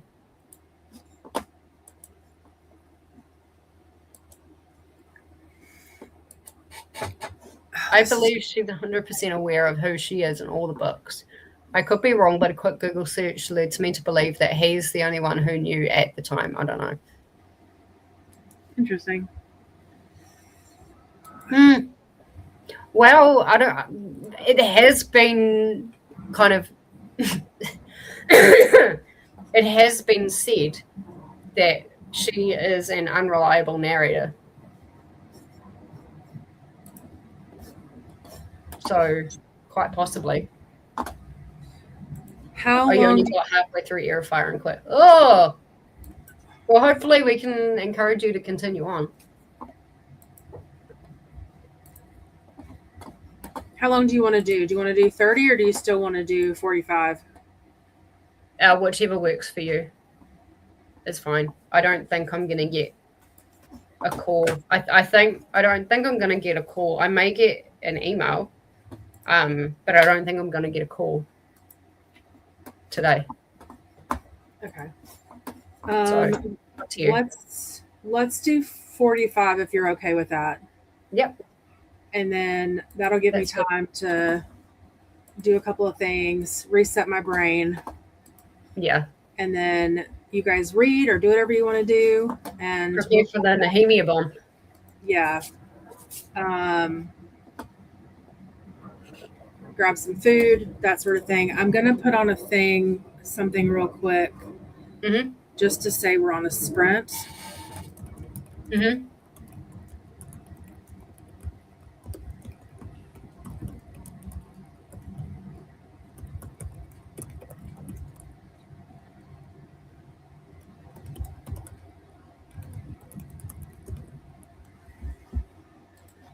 Okay.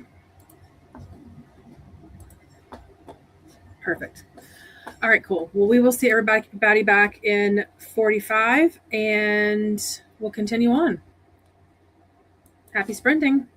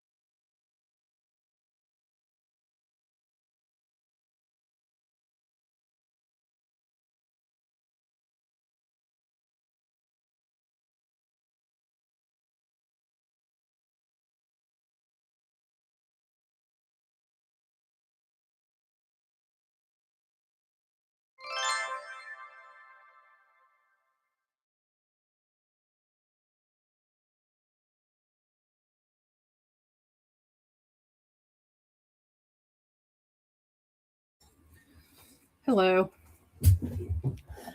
I walked in right when the bell rung. Hello.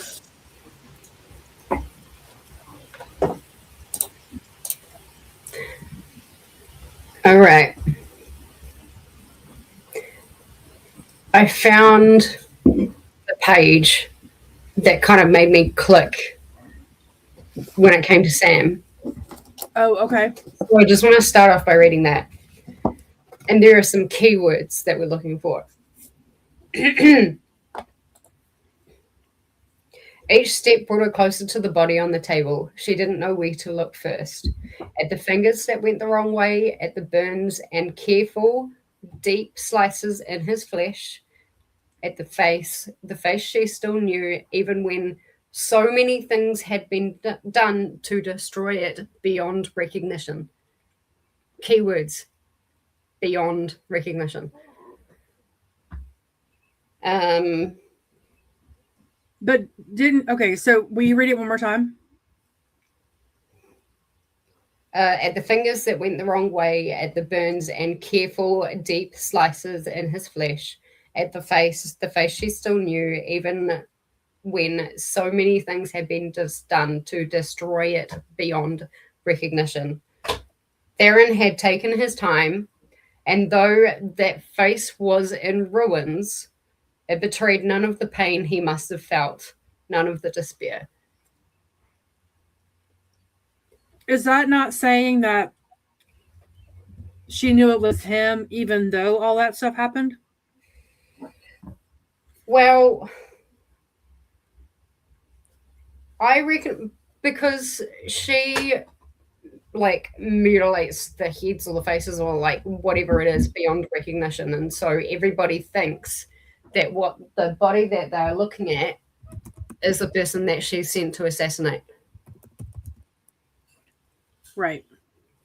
And so it's like the whole beyond recognition. If she's grieving and she thinks that it's Sam, that she's gonna see Sam.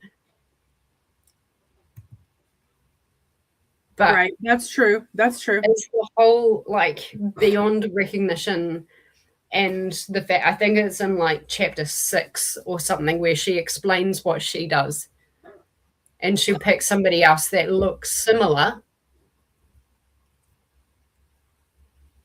and goes to town on them, and makes it so like anything that's kind of different is kind of mangled and stuff like that. So I wanted to just read that out because yeah, that's like the exact moment where I'm like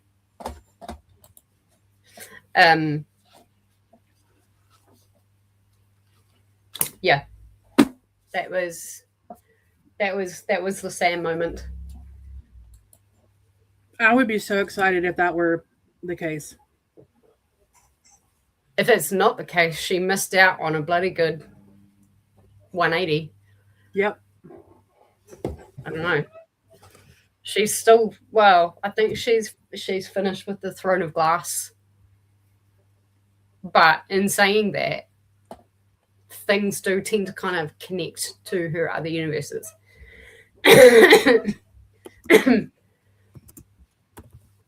So yes, I ended up hanging the washing out, and I got my second load on, even though it is cloudy and grey out there. But hopefully, at least the one that I've got out there will dry in a couple of hours. Nice. Yeah. All I did was went to pick my son up from this. He's talking to this girl. Oh. And her parents are super strict, which is fine with me. Yeah. And so I went to pick him up from their house. Mm-hmm. And that was it. That took the whole 45. Well, my husband brought this home from lunch, and I tried to heat it up in like the minute and a half I had left when I walked in the door, but it's still cold. Oh. But it's okay. It's sad. Mary joined us. How are you, Mary? We talked for a while about our plan was originally to do one book and then the other, but they've all kind of pulled together.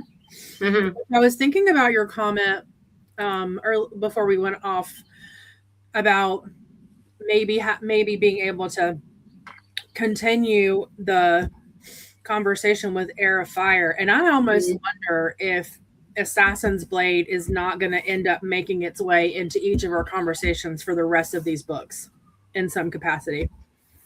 Yeah, well, that's a good point. Which is great, because they were short enough that you can probably still remember. Like if Yeren comes back, like we'll talk about the healer again, Empire of Storms, like so. I think it would be cool to see if Assassin's Blade makes its way back to our conversation throughout the next few months. Yeah, it would be. I do just want to come back to what Corey said about got halfway through Air of Fire and quit.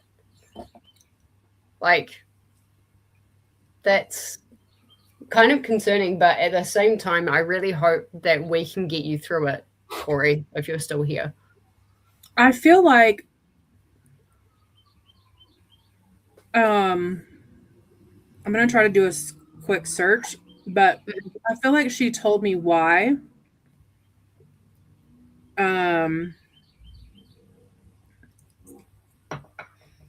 It might take me a second, but I'm pretty sure she told me why she stopped. It could have just been life situations. Yeah. I don't think it was anything really about the book, if I remember correctly. Okay, well, that's good. That's good.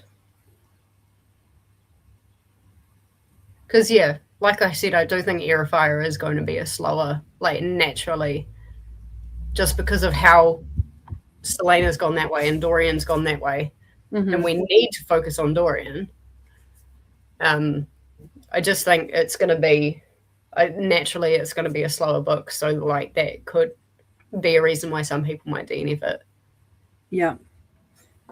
I think Mary's hopping out. She came in for support and to hit the like button. Enjoy your conversation. Mary, if you're still here, we will be sprinting again tomorrow. So hopefully you can join us tomorrow as well. But thanks for popping in. Alicia's been in and out getting kids ready for bed. And I did text Corey and said, you need to hop back on. We have questions. Yeah, Corey, I was having a look at your comment. I got halfway through Air of Fire and quit, and I'm like, that's concerning, but like also I hope we can get you through it. And I'm like, why did you quit? Was it life things? Was it book things? Was it what? I'm curious. Because like I was just saying, I think it's naturally going to be a slower book, and that can stop, like that can, oh my God, just washing. That can be a reason why people DNF. So yeah, and if that is the reason why you DNF, then like I really hope we can get you through it, because I think it'll ramp up again.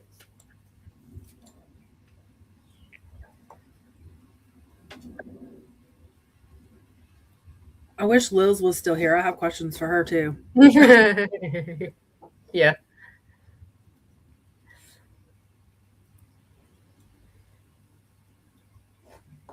I really just wasn't the right time. Oh, sorry, go ahead. Oh, with Corey, yeah, just wasn't the right time. Excuse you, sir. Do I have Air of Fire on hold on the library? Did you hear that Throne of Glass graphic audio comes out April 30th? Ooh. Oh, that's going to be a hell of a wait list. Is that at the library, or is it Audible exclusive? Like in general, it comes out. Okay. Ooh, that'll be a hell of a wait list. I'm just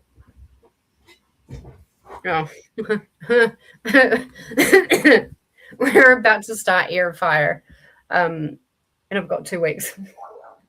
Oh gosh. Wait on the audio, so that might be an eyeballs read. Yeah. And then hopefully I'll get it towards the tail end of when we finish, and I'll just kind of reread it quickly with the audio and just see if I pick anything else up. Yeah. I wonder how long it is. Air of Fire? Yeah. Corey says that's why she almost didn't join this, because she wanted to reread all of them with the graphic audio. 18 hours. Would be years though. Yeah, it will be.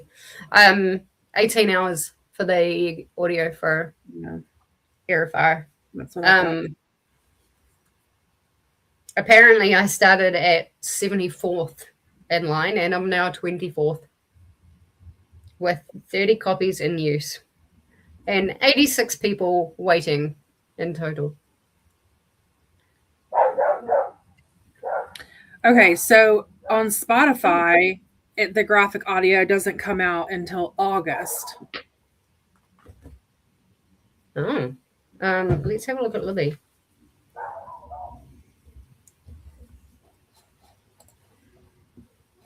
Oh, yeah, that's a good point. So Air of Fire might be on YouTube. That's where Corey, I forgot that's where Corey did Assassin's Blade.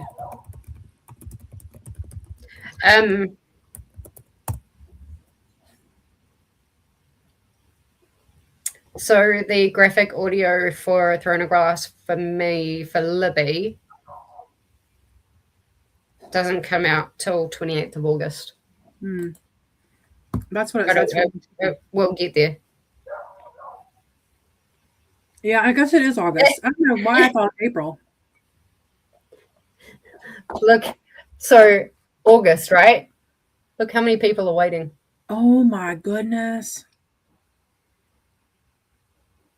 That's crazy.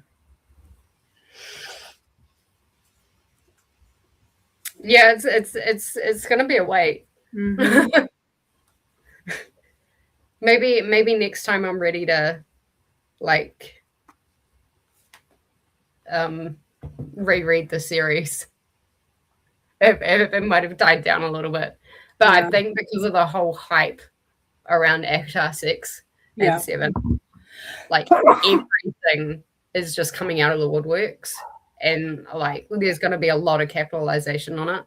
Oh, for sure. So, yeah, I think, I mean, apart from the abysmal timing with our timeline that we've had to shrink down, I think we did really well, starting the MaasVerse when we did. Oh yeah, we got really lucky with that. Yeah, really lucky. Yeah. I think we started at the it was a shock, that announcement. I was hoping it wouldn't be until later next year. Yeah. But yeah, it's worked out, and yes, we're having to read through these pretty quickly, but I don't really feel, I mean, I might be eating my words when we get to the bigger books, but I don't feel like it's been that bad. I feel like these books are so easy to read. They go, I mean, as long as you're disciplined and, keep up with it, it's 2 weeks is not a bad deal to read these books. Yeah, no. And saying that, I'm glad we're only doing the 1 month for Kingdom of Ash. Right. Because I could not shove another book in either before or behind it. Yeah. I mean, ones like that, sure. It's the same thickness as Crescent City books. So I had to, speaking of Crescent City, I tried to go to Target to buy Air of Fire and Queen of Shadows because, I was on this train of thought that they were the ones that we tandem read. So I had to have both of them at the same time. Yeah. But anyway, I went to 3 different Targets and they didn't have them. And so, because they're usually 30% off with your Target card, and then you get 5% on top of that. So I was like, I'll just save some cash and do it that way. Well, they didn't have them. So I was like, fine, we'll go to Barnes. And so we go to Barnes and Noble, and because it's so hyped right now, I knew there was going to be a table with all of them on it, not just on the shelves. But we went to the shelves first, and my husband goes, well, there's one of them. And I was like, I can't get that one. And he said, well, why not? And I was like, because it's hardback. And he's like, why can't you get hardback? And I said, because my other ones are paperback. And the look he gave me, I was like, no, they have to all be the same. And I was like, and then these are the ones that we're reading later on, and I can't get those either. And he goes, the Crescent City ones, and they were all hardback. And he's like, well, why not? You don't have those yet. And I said, right. But my Throne of Glass series and my ACOTAR series are paperback. My Crescent City can't be hardback. Yeah. Yeah. I feel you on that one. He was like, I don't understand. I'm like, just help me find the paperback, please. I totally feel I'm still reeling and pissed off that Silver Flames is like so much taller than all the other books. Yeah. Like, why did they have to change it? Yeah. It would have made the book like longer and thicker, but we know from Maas that doesn't bother her. Mm-hmm. And then we were walking to where the table was with all of them, and that's when the world shifted because I saw the Black Edition or whatever they're called. Yes. And I was like, oh, wait a minute. Oh my God. We might have to pivot. Yes.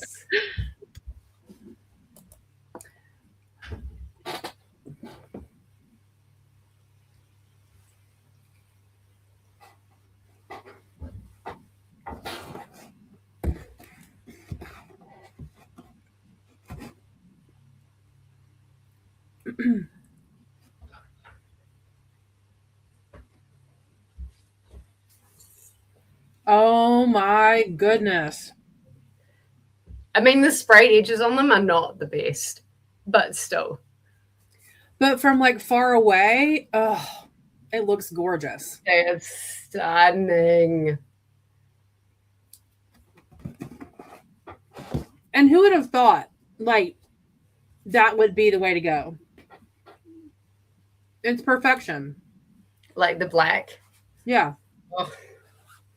And the fact that like the cover photos aren't ridiculously kind of overstated as well. I quite like the understatement of it. Yeah. Like you can still see it, but it's nice.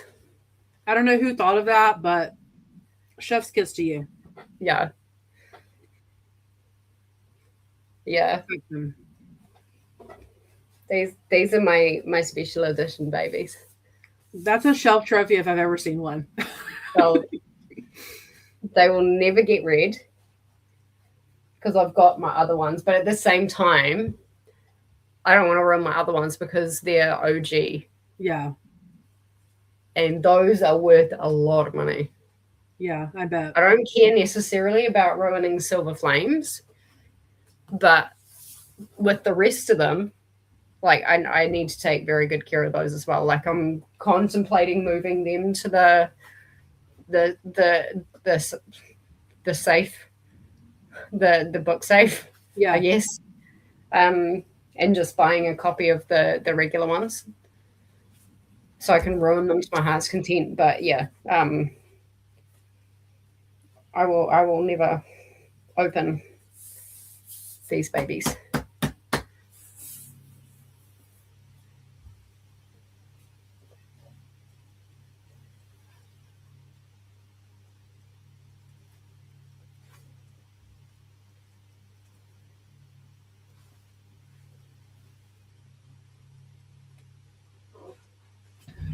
Yeah, Corey has the original Throne of Glass 2. I mean, yeah, Throne of Glass 2, and they're like, I think they're definitely a shelf trophy for her too. But Alicia has the original covers for both Throne of Glass and ACOTAR, but then bought or buying the current covers. I don't know that I've seen the original. They're the white ones. The Throne of Glass. No, the ACOTAR. I've seen the original Throne of Glass, but I don't know that I've seen the original. Yeah. These ones. Oh, wait, hold on. Let me come back to you. Oh, okay. Those are the originals. Gotcha. And unfortunately, I don't know why, but my blue one is like severely faded. Well, That's supposed to be a lot more of a vibrant blue. But like again, I'm never going to sell these. and And then they went to that one. the other kind of weird mask kind of thing. Would have been cool to see like an avatar, I guess, or artwork of Nesta. Oh yeah. But no. Yeah, so those are the originals. But nice. Yeah. And they don't have that really bad sun damage either. So that's good. All right. Do you want to get into Nehemia? Yes. See what kind of trouble we can get into? Let's talk about Nehemia. Can we just talk about the comment that you left on Discord? Which one?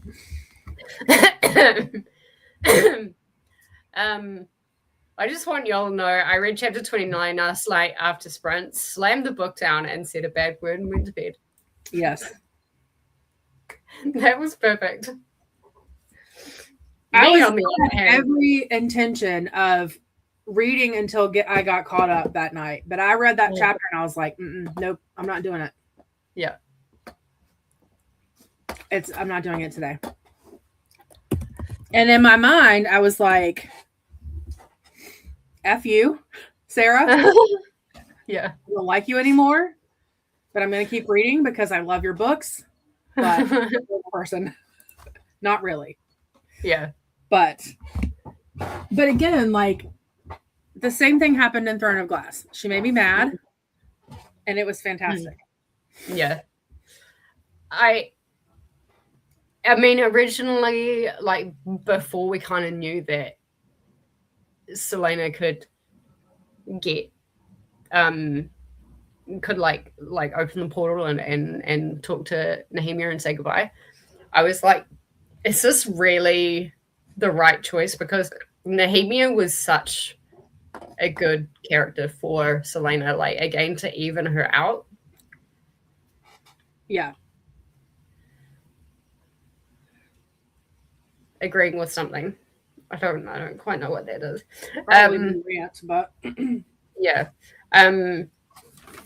But I like straight away I was like, do I like this choice? But like at the same time I read it, I'm like, yeah, she went there.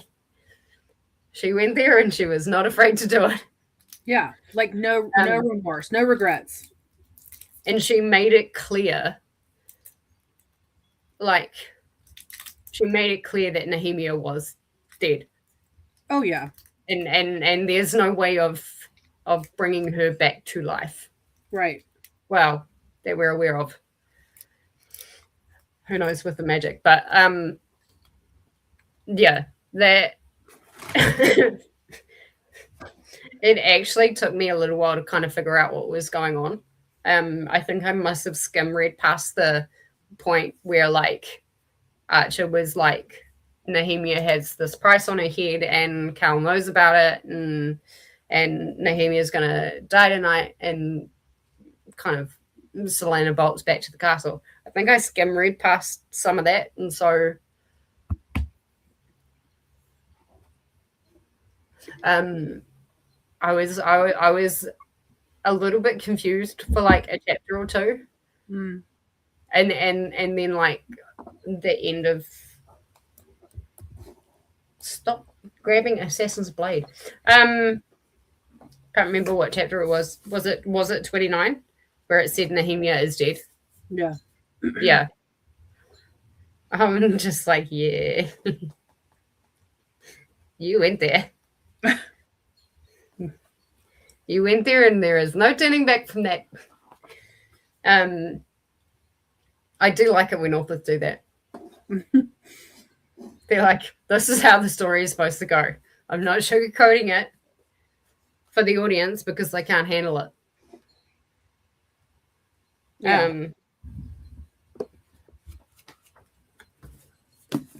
But yeah, I thought it was really interesting that Nehemia kind of knew and was like okay with being murdered. Mm-hmm. She's like, this is what has to happen. And so along the lines of like the assassination, like we know it was Grave and Archer, but I still wonder if like Arabin had something to do with it. I mean,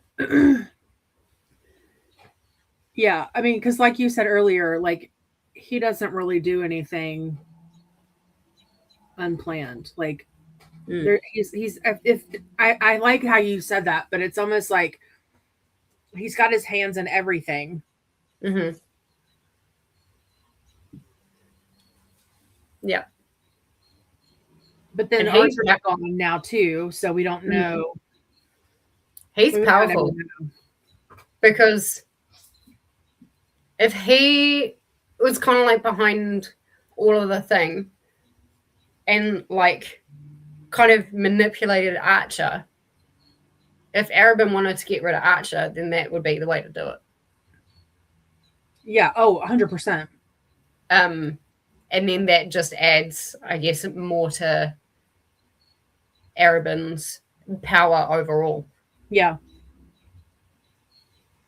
Because I'm thinking back to the story, like the assassin in the Empire, and like just how politically minded Arabin has been, and like the power hungriness and the power greed. Mm-hmm. Yeah, they did that very well. They actually did Arabin's character very well. Yeah, I agree. So yeah, I do wonder if Arabin had a hand in it again to push Selena like into the path where she needs to be, so she can learn how to, control her magic and overthrow. It's all about like the stones landing where they need to be. But that's like me thinking very, very, very broadly and very widely. It could have just been Archer, but like I'm trying to remember back what exactly was Archer's reason for it. I know it was something about the rebellion.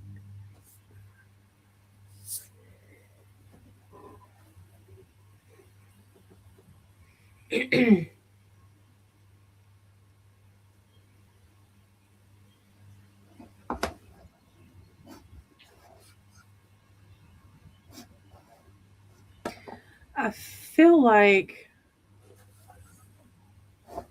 it's almost like Nehemia was getting in Archer's way.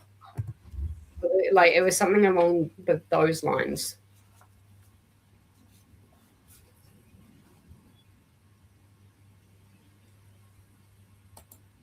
I don't know if that's Yellow Legs.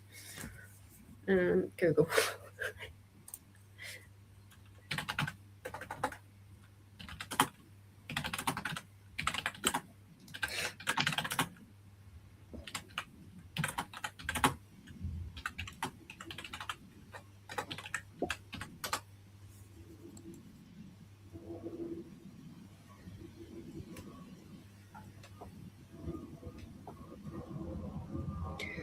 it said for chapter 28, it says Archer appeared wounded, revealing his role in the trap. He claimed he did it to protect Nehemia and find answers. The attack on the captain was a desperate attempt to warn Nehemia.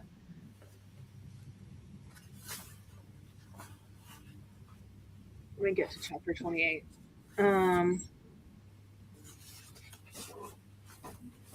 sounded like he's almost like pleading, like,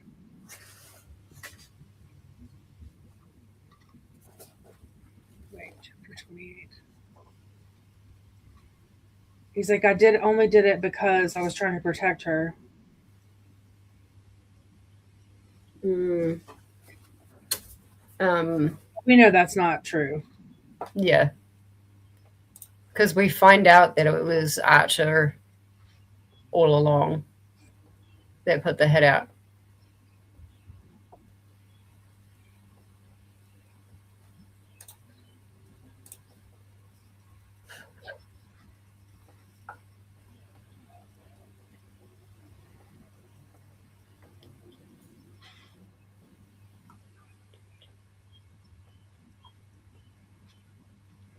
She says, so Selena says, you have one sentence to convince me not to kill you.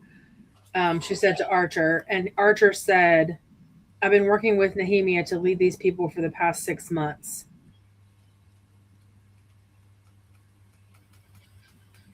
And that's where the part where you said Chaos stiffened.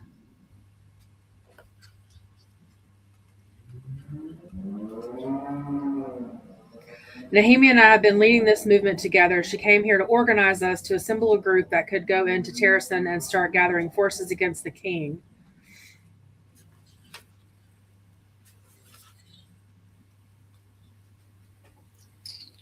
Hmm.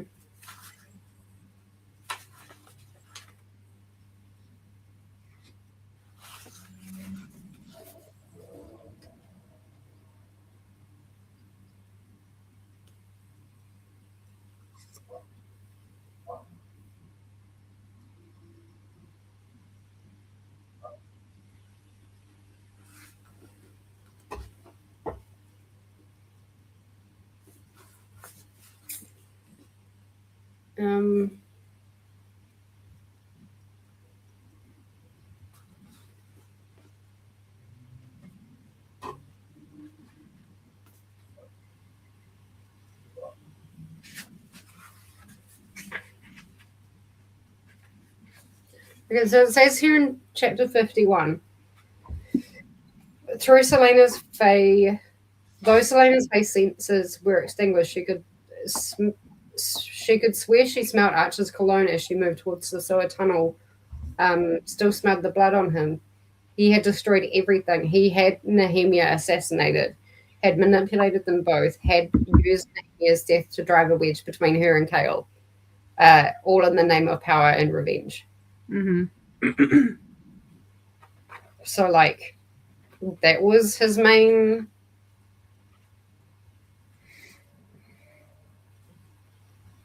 oh, here we go.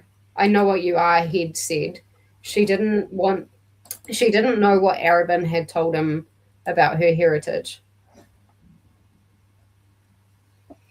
But Archer had no idea what sort of darkness lurked inside her.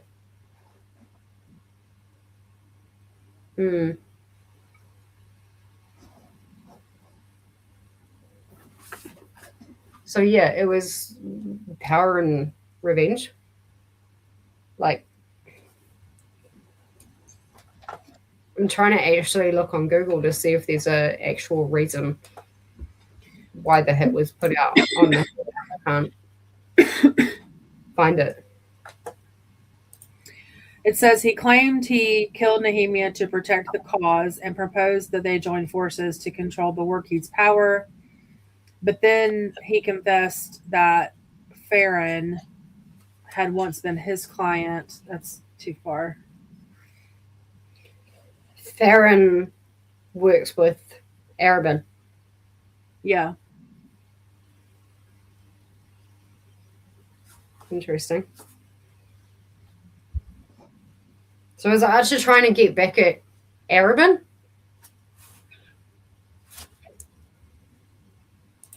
I don't know. Because Arabin stole Farron?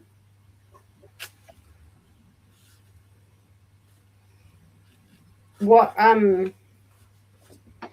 It says when she saw you on? Sorry. 48. 48, okay. She says when she saw the tattoo on Archer's wrist, she recognized the traitor symbol Nehemia had warned her about. Archer admitted his obsession with the word keys and his involvement in everything. Kale's kidnapping, the threats, the manipulation.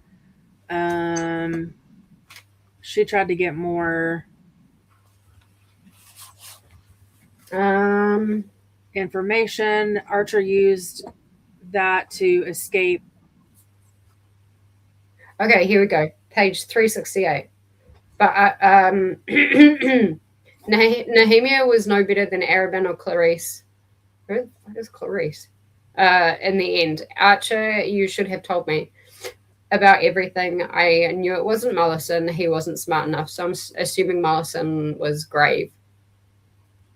If you'd told me, I would have taken care of it. A risk, a leap of faith for you, for us, I would have taken care of it. So that's her trying to, like, appease him. And then it says, but Archer gave her a hesitant smile.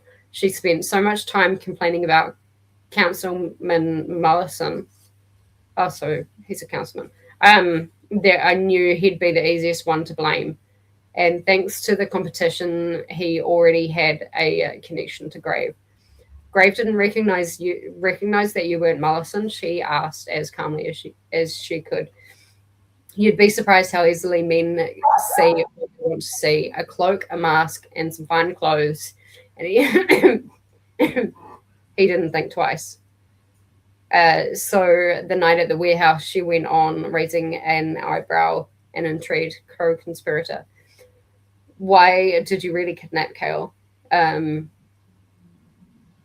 I had to get you away from Nehemia, and when I took the arrow for you, I knew you'd trust me, if only for that night.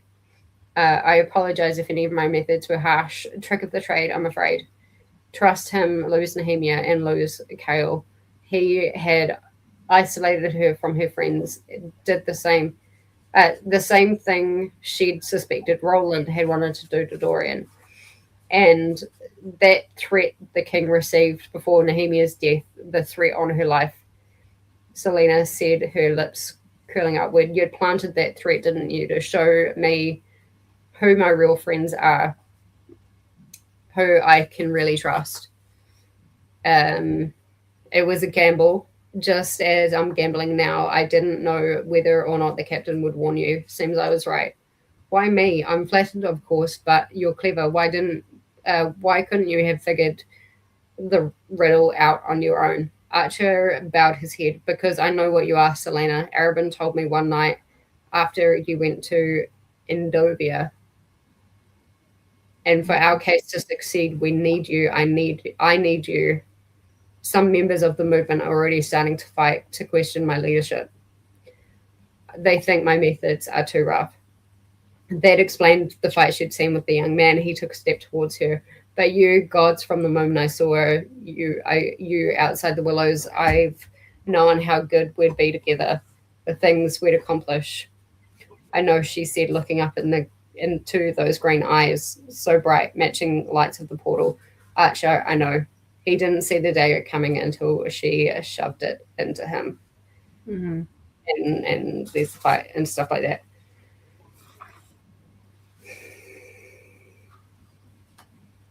So if Nehemia knew she was getting murdered, right, she kind of in on the plan with Archer.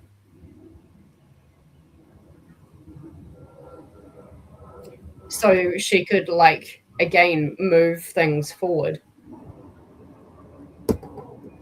Yeah. Is what I'm thinking.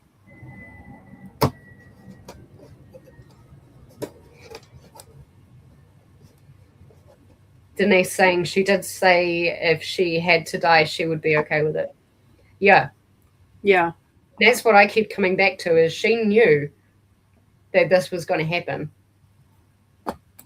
Or she at least, like, was an inkling. So Nehemia didn't know who she was. Right. Because we learned that at the beginning of Crown of Midnight.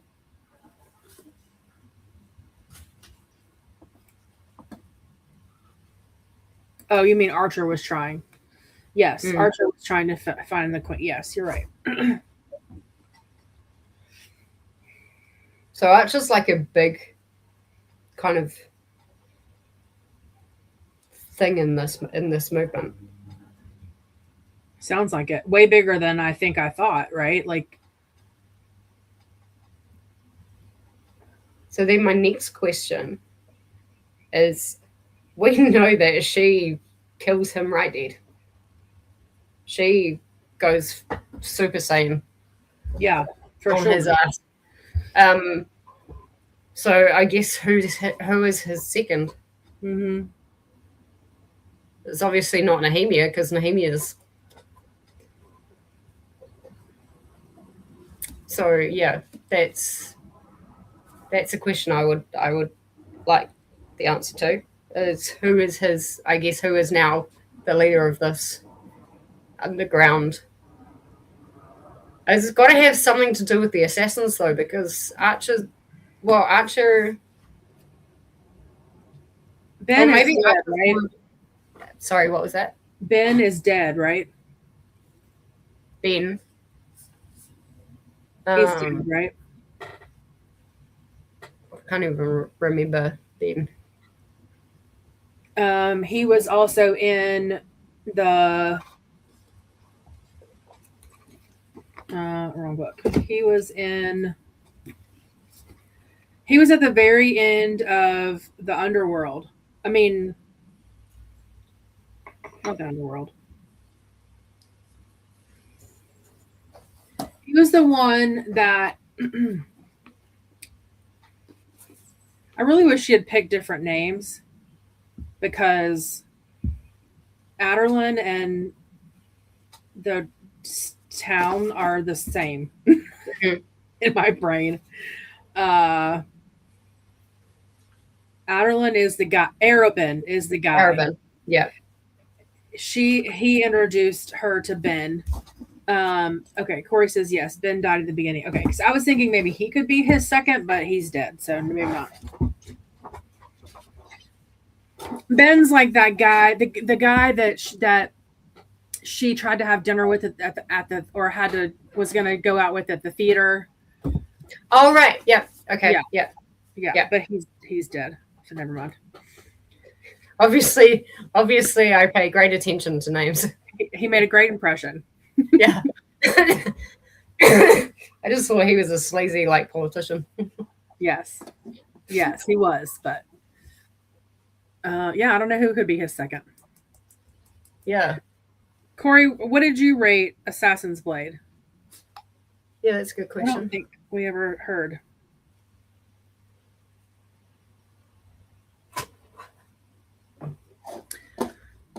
I'm going into these books completely blind. Like, I'm not even looking at the summaries or whatever. Yeah, no, neither am I. But I want to know who Heir of Midnight is about.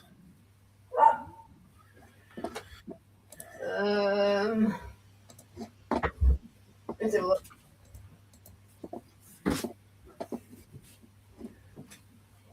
Selena. Monstrous Forces.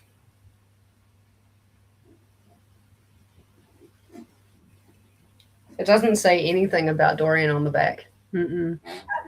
But it does say that she's learning the truth about her heritage. So I think you and Denise are right. She is gonna figure out. Yeah.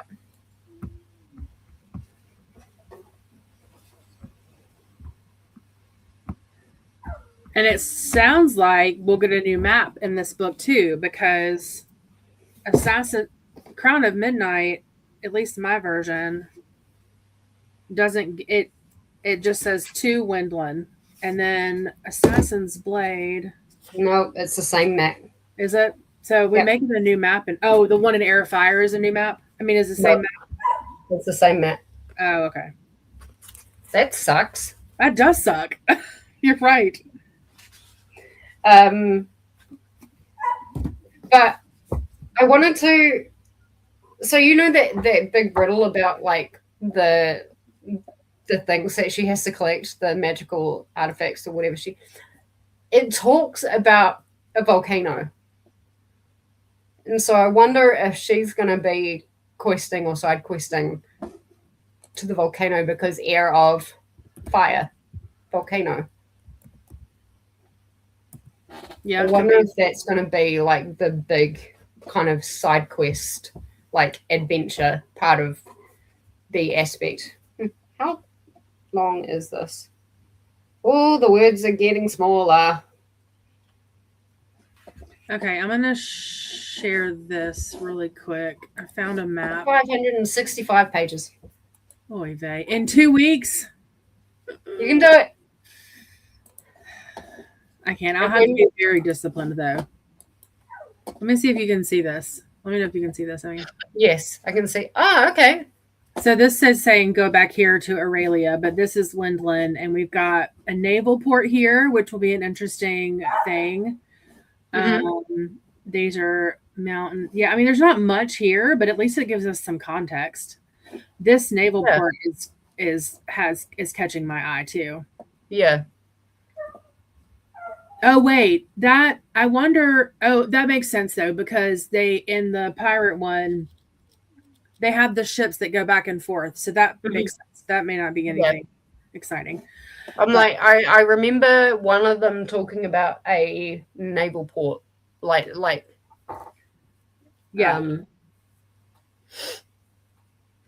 Dora now the immortal lands. Interesting.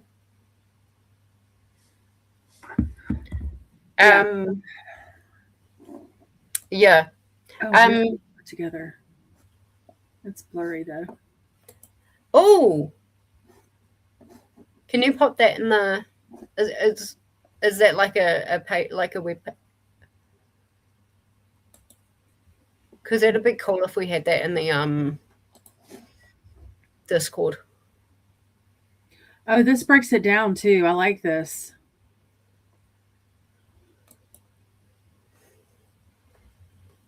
I wonder if I can make it bigger. Does that make it bigger for you? No. Okay. Interesting. And that's cool how it connects everything. Yeah, I'll pop this in. Yeah. I want to make sure that it's not going to give spoilers for anything.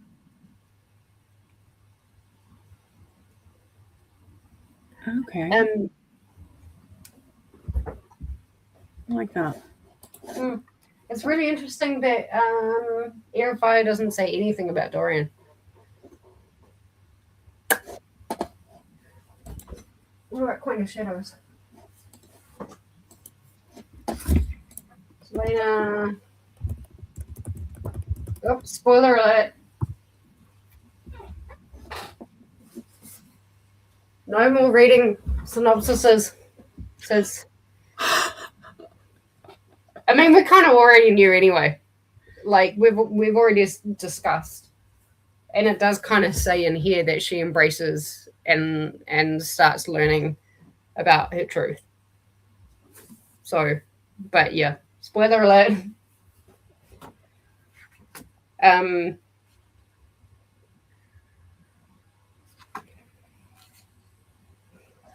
Okay, this one will be good. The Air of Fire. It says it's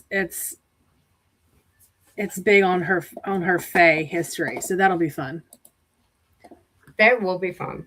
It'll be so. Okay, speaking of Fae, heard your laundry. You can hear the laundry. That's exactly what mine sounds like. Ding ding ding ding ding. Okay, there we go. I think it stopped. Okay, so this is kind of still along the Nehemia route, but it's also moving along. Oh, you haven't rated it yet? Probably. Is this Assassin's Blade? Yeah. I think that's around what we're all kind of rating it as, like the mid to high threes. Mm-hmm. I like this idea though. Or has fire magic.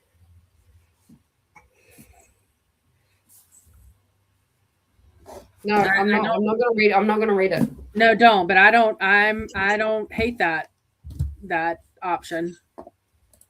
Neither do I. That's pretty cool. So obviously Nehemia bit the dust, and we end up in the library, the catacombs. Where does she open the portal again? Can't remember. Wherever she opens the portal, in that area.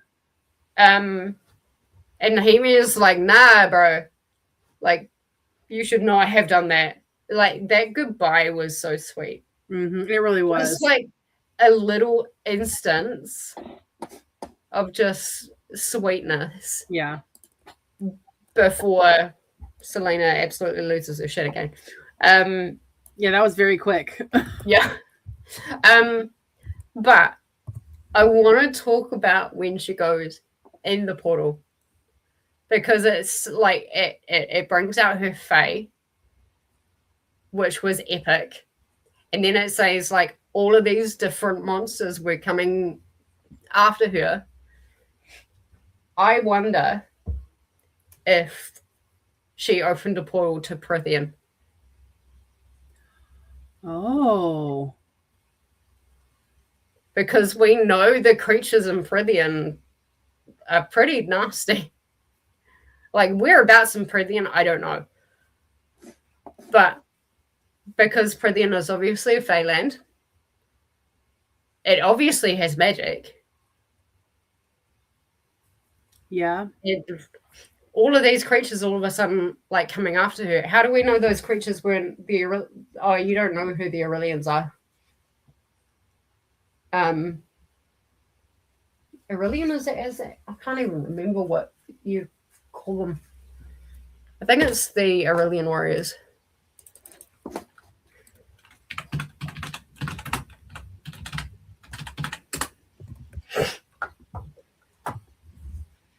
Yes, Illyrian. Sorry, Illyrian.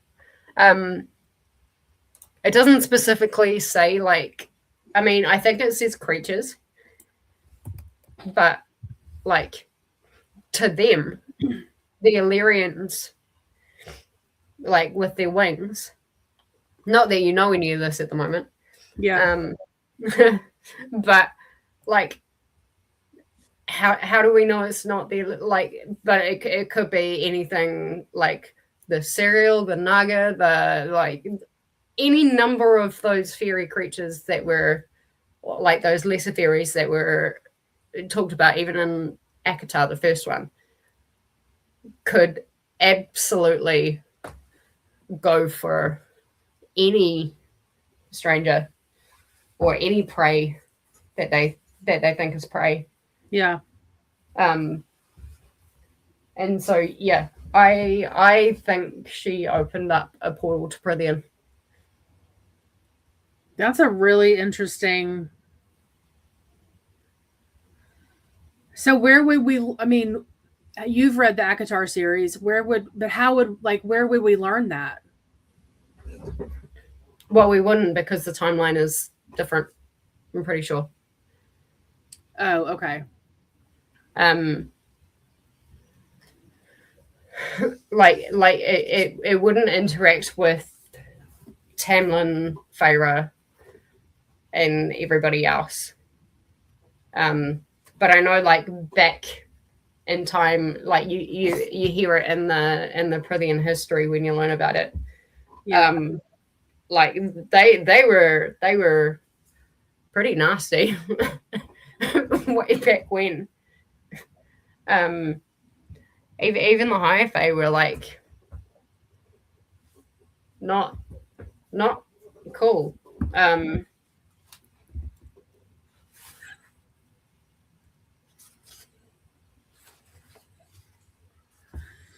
That's an interesting thought process. Yeah. Do you, well,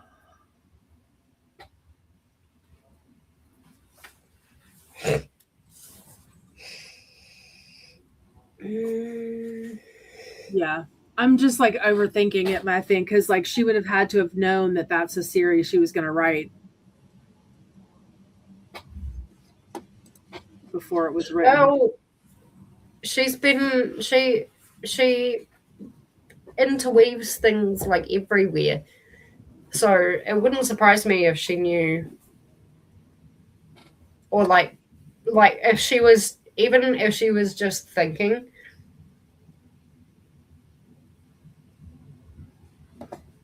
Even if she was just thinking about Prithian at that time, and maybe thinking about how that world could be set up, maybe that was like a really little insight. I don't know. I could spell.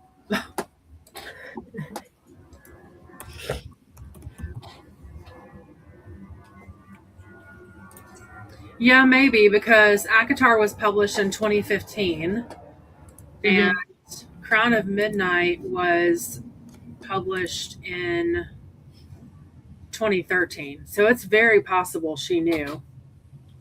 It is very possible she knew. She knew. It is very possible that she knew. Even if it was like early stage, like just kind of having a think about what that world could look like and the hostility of it. That little sneak peek of maybe Prithian was very hostile. Like they did not appreciate having visitors. Right. Wherever she landed.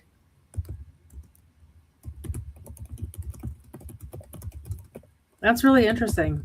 I mean, I get really confused about stuff like that, like the portals and all that stuff. And so I'm not, that part of the story I'm a little bit fuzzy on. So hopefully if it comes back up, it'll be clearer. But Alicia, ma'am, what are you trying to say?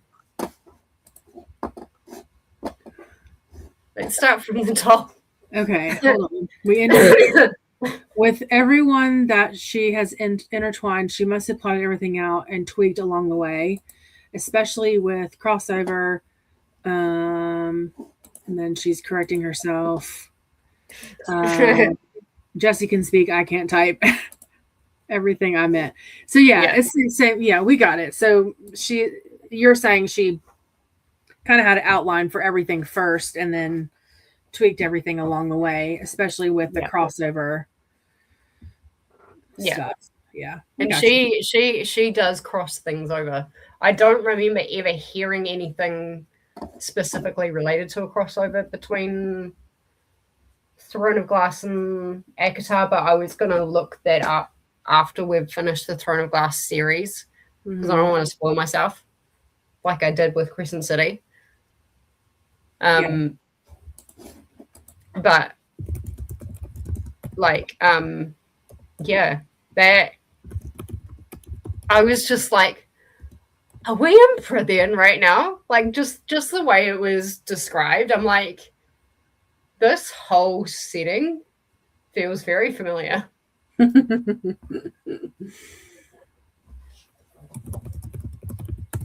And then the king is Tamlin's father or grandfather or some nonsense. Well, yeah. I mean, if Dorian is Fae, then there must be Fae blood somewhere from Dorian's side. I'm just although, you don't know who Highburn is at the moment, but I almost laughed to myself and went, wouldn't it be really funny if King Dorian is like actually the king of Highburn? Because they are about as ruthless as each other. Yeah. Just keep King Dorian in mind when we get to Highburn. You won't actually meet Highburn until the end of Mist and Fury. Oh, okay. But you'll hear about him. Yeah. You will hear about him.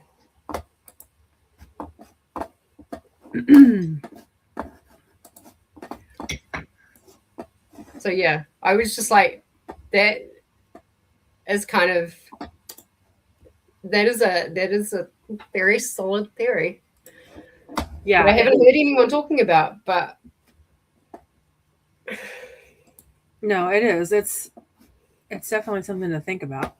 And there's little things like that, like that series that makes me want to, as I'm reading through ACOTAR, it makes me want to also reread this. Because I'm like, but I don't know. I might just try and find certain bits and like write down little key things. Yeah. Oh, this is where she's.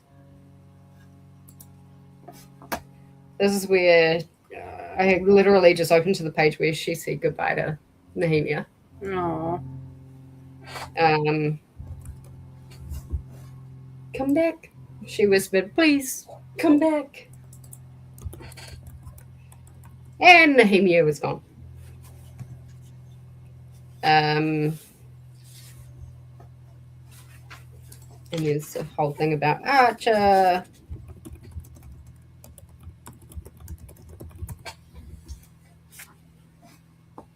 Oh, there's one more thing. You know, the whole thing, like the whole exploration of like the iron doors and things like that, and how it was a prison. Sure. I don't remember that, but yes, I'll roll with you. Just keep this in mind. Okay. And maybe write it down for when we get to Mist and Fury. There is a section in Crown of Midnight where it talks about like this creature that has been imprisoned. But like, I think once its cell has been opened, Selena sees just how many bones are piled next to it. Like there's a big emphasis on bones. In Crown of Midnight? Yeah. I feel like I remember that. Like in regards to this particular creature. Okay. And I think also like there's an emphasis on bones with its makeup as well. Now I'm going to leave that there. Okay. But just hold on to that little piece of nugget. If anyone in the comments has read at least Mist and Fury, see if you can figure out where I'm going with this.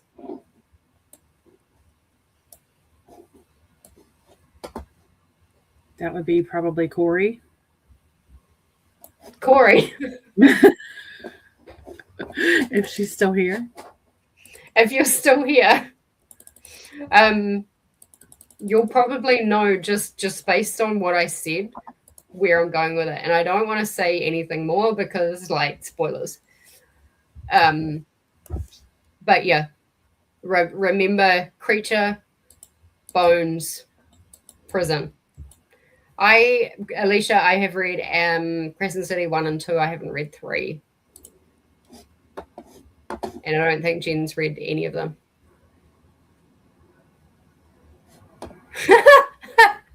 I'm telling you, can't leave. Like, we need you here. Yeah, exactly. Now, did you hear my conversation about like the creature, like the creature that was locked and the bones and the iron doors in the prison and stuff? Lil's is explaining it very well. Lil's is in class, Corey. We need you. Yeah, exactly. Because that's it. You're picking up what I'm putting down. Does it make sense? Can you see like? Can you see? It, I don't know. It makes sense to me. I feel sick. Not really, but okay. Save that nugget for. You're talking to me? Oh. I'm trying to remember back to Crescent City 2, but it was so long and there were so many things happening at that point, and I literally just airballed it, and I can't remember a fucking thing. Alicia, are you talking about the creature she's talking about? I think so. Oh my gosh. Yeah. Okay, that's interesting. Maybe my crossover theory is wrong then. I don't know. I do feel like there's a lot of things, well, not a lot, but a number of things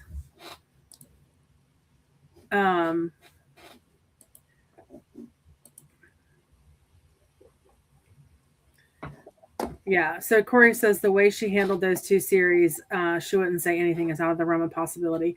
I feel like there is, and maybe it's because Assassin's Blade was a prequel, and it feels like a year since I've read Throne of Glass and Crown of Midnight, but I feel like there's a number of unanswered things that we've got a ways to go. Mm-hmm. I don't know if I'm saying it the right way, but like there's a few things that I've been thinking about as you've been talking tonight. I'm like, hey, I don't remember I don't know what happened with this. I don't know. Like there's still a lot of loose threads, I guess is the best way to say that. And it'll be interesting to see how she comes back to it as we, get the rest of the series done. But like even things with like the king and Kale's dad and, the three key things that they need, like those kinds of things, they feels unanswered at this point. But I think for me, that's a downfall to reading Assassin's Blade Third, is because I feel like I've read something completely different now. I'm like, wait a minute, I need answers for all this other stuff too. Yeah. I guess there's a good thing about us having the Discord, but also like I love the fact that you take so many notes. I have a full notebook where I'm taking notes. It's insane. Yeah. So eventually you're gonna like pick up little tiny little things where you'll be like, I remember that from this book. Yeah. Alicia says, I need to hurry up and get caught up with you guys. When do you start the next book? Tomorrow, technically. Although something just popped up while we were sprinting, so I need to talk to Jessi about this later, but in theory tomorrow. If you need to cancel tomorrow, it's fine. Because like I said, I don't know when my meeting is gonna be. Yeah. Well, if we can, we may just need to move it a day, but if we need, that's fine. That fellowship that I'm trying to do, I just got an email that there's a mentorship meeting from 7 to 8:30 tomorrow night. Okay. So, but we'll that's fine. We can we can start it, or we can start the book, obviously, but we can start the sprints on the, what day am I doing? Friday. We can start the sprints on my Friday. Okay, so just cancel them for my side this week and then just do one this week? Okay. Yeah, that's fine. Okay. Because like I said, I don't know when my meeting is going to be tomorrow, and I've got somebody else supposed to be calling me at 12 o'clock tomorrow. Okay. As well. And so tomorrow was always going to be a bit of a clusterfuck anyway. Okay, that works then. So technically Alicia tomorrow, but we'll do sprints on our Thursday, Jessi's Friday. Yeah. But I will say, I think one could argue that you may or may not really need to prioritize Assassin's Blade.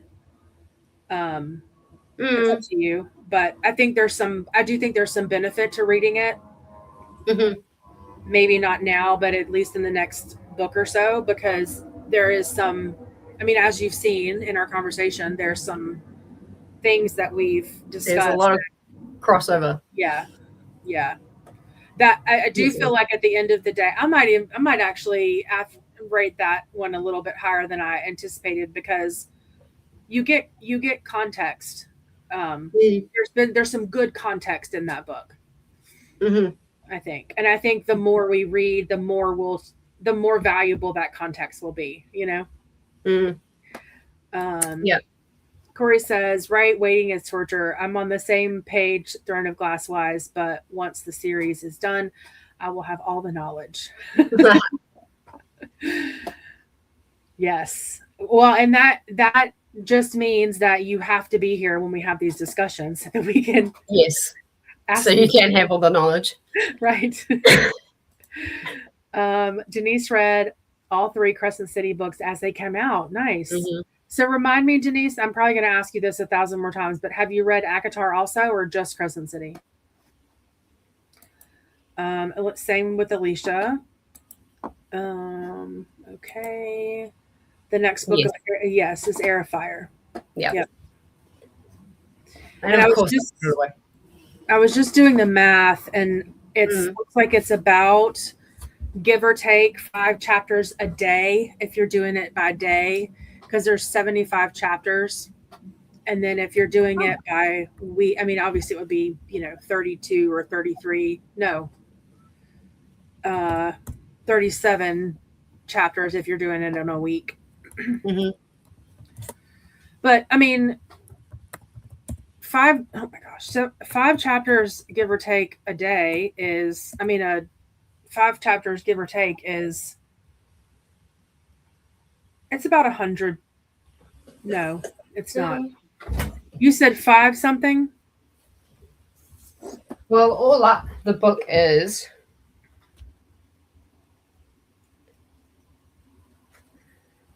you said 75 chapters? Well, Google said 75 chapters. I don't have my book out here with me. It's 68. Oh, okay. And it is. So still right around 5 chapters. Yeah. 562 pages. At least this version that I've got. So, that's only about 40 pages a day. That's not too bad. So if you want chapter 5...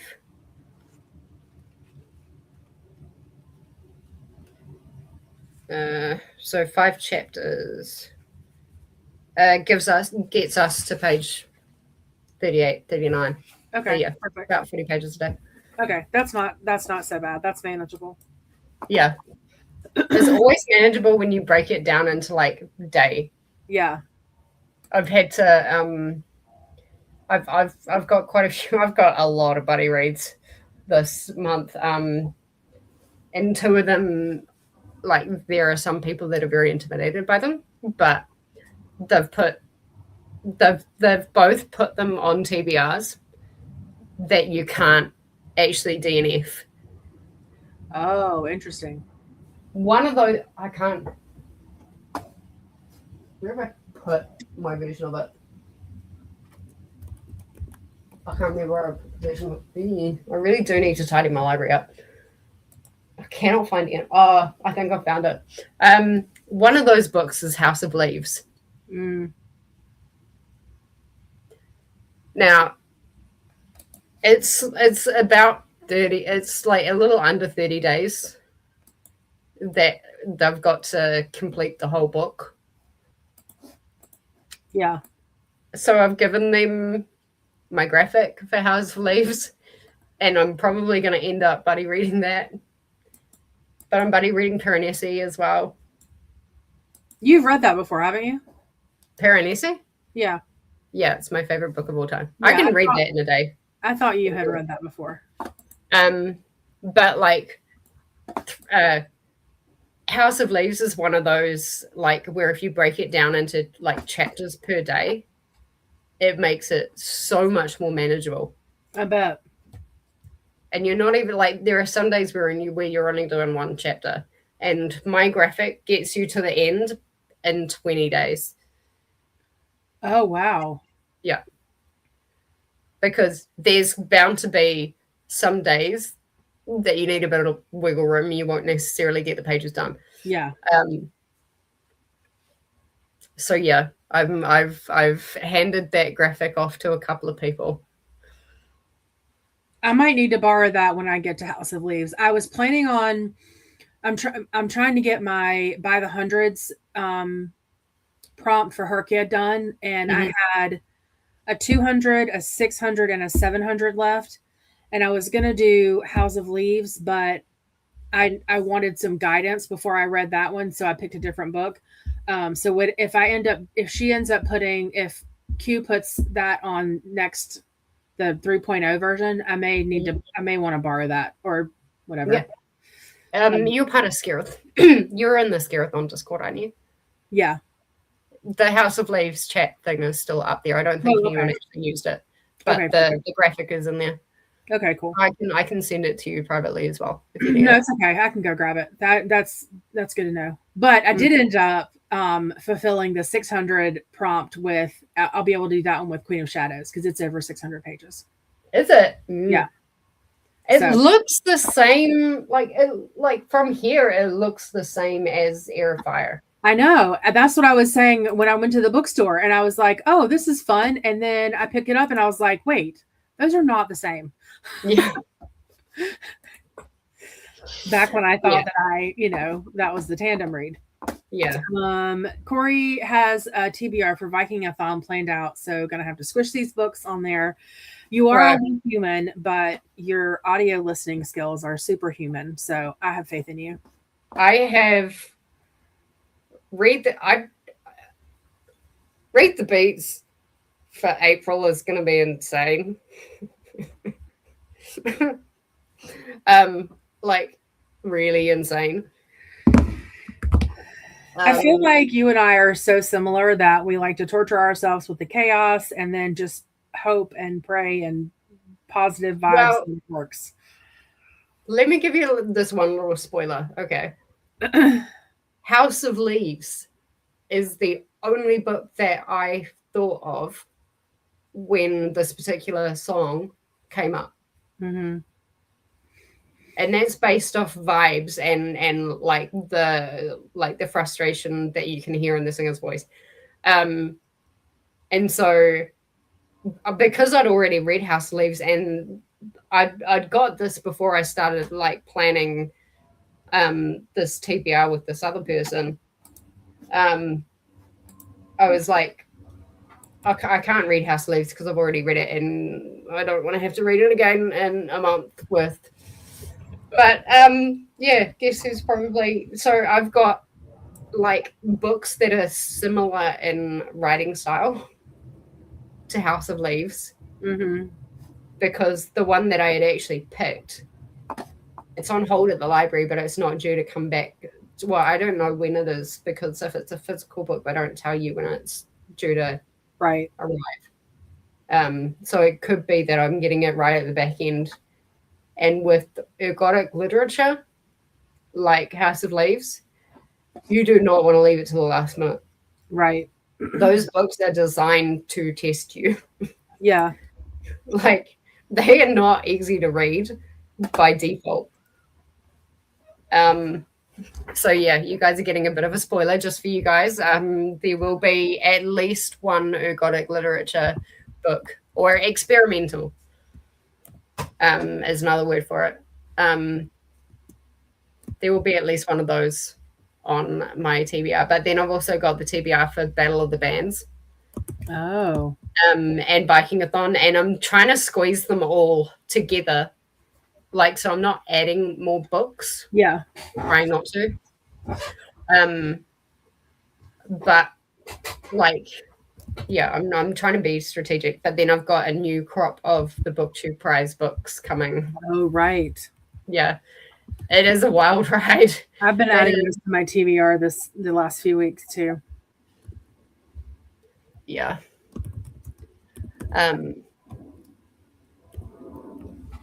So yeah, I think planning and being disciplined for like the pages or the chapters per day is gonna come in clutch.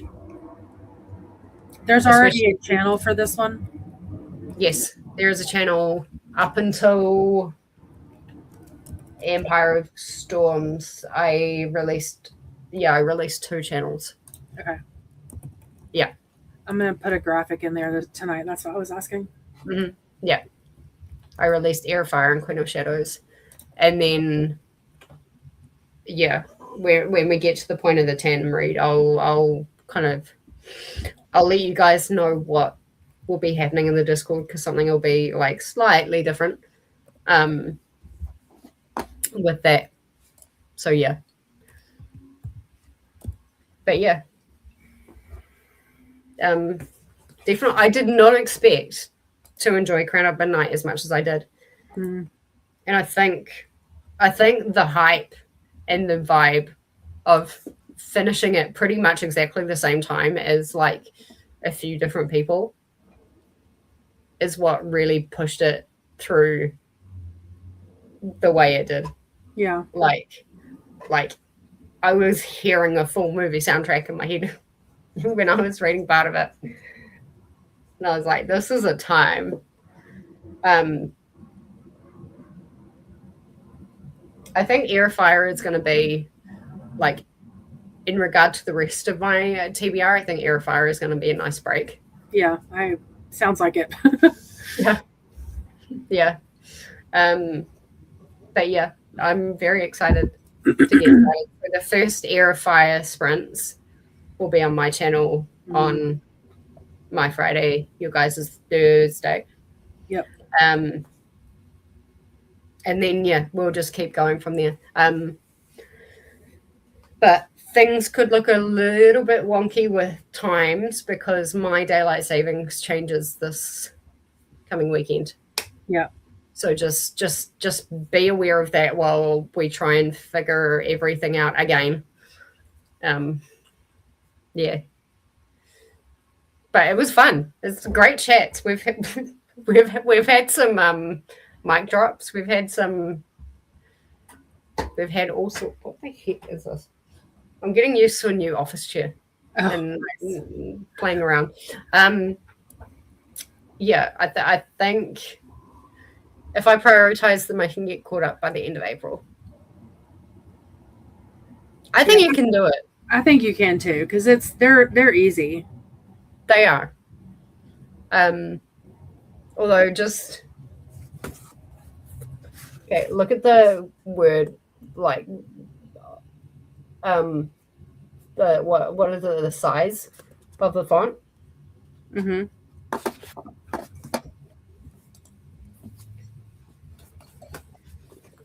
Now look at the size of the font. Oh gosh. I guess it's not that much like of a difference, but it is smaller. You can tell, yeah. Like just by opening it, I can tell that it's smaller. A little bit smaller. Yeah. Not too bad, but it is, I'm like,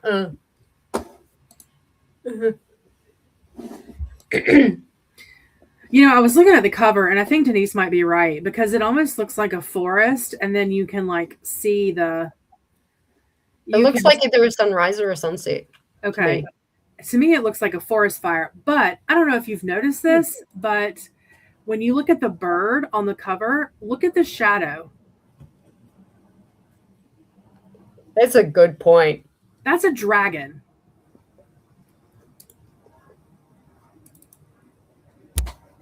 Guess what I'm reading for Read the Beats for Vikingathon? That's a dragon all day. There we go. Read the Beats for Vikingathon. Dragonborn. There's a dragon on the cover. That's a dragon all day long. I've been struggling with that. Yeah. Denise has only read Crescent City. Perfect. I'm even more excited now to read this, that there's a dragon. And I'm not even a dragon girl like that, but that makes me excited. There's your, nope, wrong series. Scratch what I said. I was like, there's your crossover, but never mind. Wrong series. What are you thinking about, Fourth Wing? Yes. Yeah. That would be a weird crossover. That would be a weird crossover. I don't know how I would feel about a collaboration between Rebecca Giaros and Sarah J. Maas. That'd be a wild ride. Yeah. I forgot. I don't know if I told you that Corey studied House of Leaves in college, but she's saying House of Leaves is such a wild ride. Spent a month studying it in the mixed media class. Yeah. And then in a month barely even scratches the surface, I feel like. Yeah. I'm excited to get my hands on that one though. I think I'm for the next Her Kid. I've read it like fully once, and then I tried to read it a second time, but life just went. Yeah. That was right around the time that I was moving here. Yep. I couldn't finish it. But like, so technically, if I do it this month, then it'll be my second time reading, and I still feel like I will like still need. I was thinking about it last night actually because I couldn't sleep. I'm like, weirdly enough, thinking about House of Leaves and talking about it keeps me awake. There's kind of a reason for that. If you get there, which you will at some point, then we can have a chat about it. But I was thinking about it, going, House of Leaves would be the perfect in-person like book read. Oh. Because you've all got your books in front of you. You've got all of these different voices and sounding boards. Yeah. It would be perfect for that. Interesting. Not necessarily like a book club as in like you read it and then you go and discuss it. Yeah. Like I think you need like a group of people with the books in front of you and like everyone like turning the books around and all the interactive stuff that it makes you do, I think lends itself to like a great in-person group read. Similar to a college course, I guess. Yeah. Yeah. That's really cool. And Alicia says dragons. Wow. One more time. I just noticed that too when I was saying it looked like fire. Just as you were saying it, like literally just before you said it, I noticed it and I'm like, I know, it's a dragon. Love it. I did love the bird though. Like it's a beautiful illustration. Yeah, it is. I'm so excited to start this. I know. I might start it tonight. I need to finish my real book club book, but what have I got? I need to finish Read the Beats. Are we surprised? No.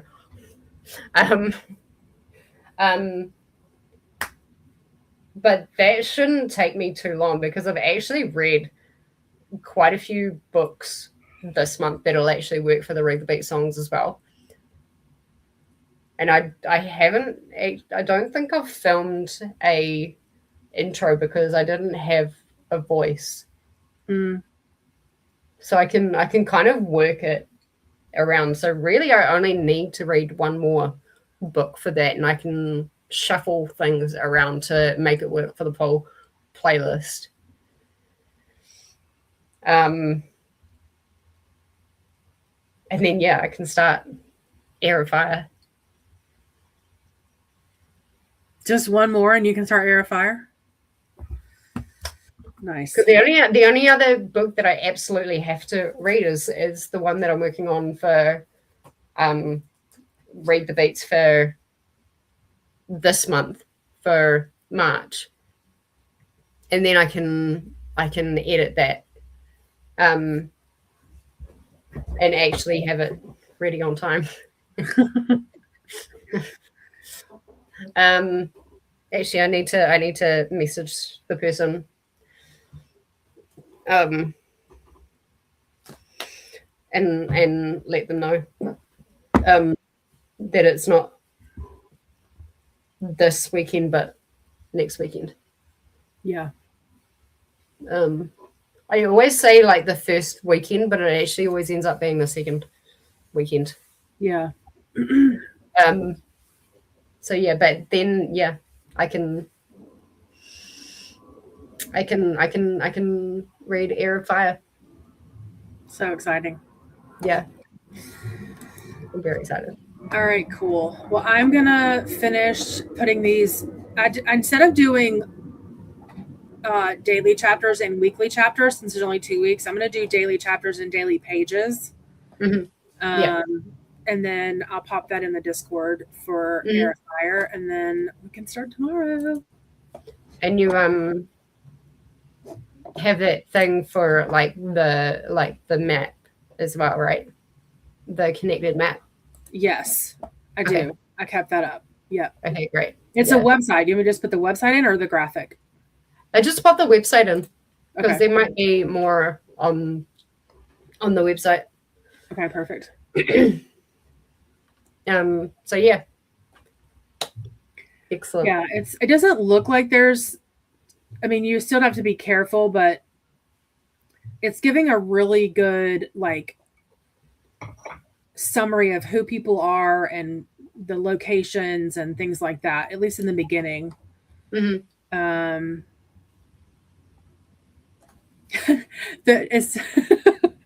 There's a section called like characters or whatever, and it says Selena Sardathian. Selena Sardathian is the main character in the Throne of Glass series. Do not Google this character.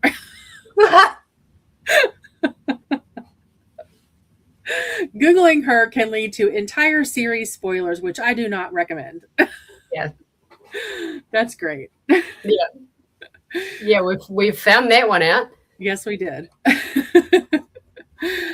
All right. Perfect. I'm still really interested to know who you got spoiled for when you were looking at that like whole lineage thing back in the Throne of Glass discussion.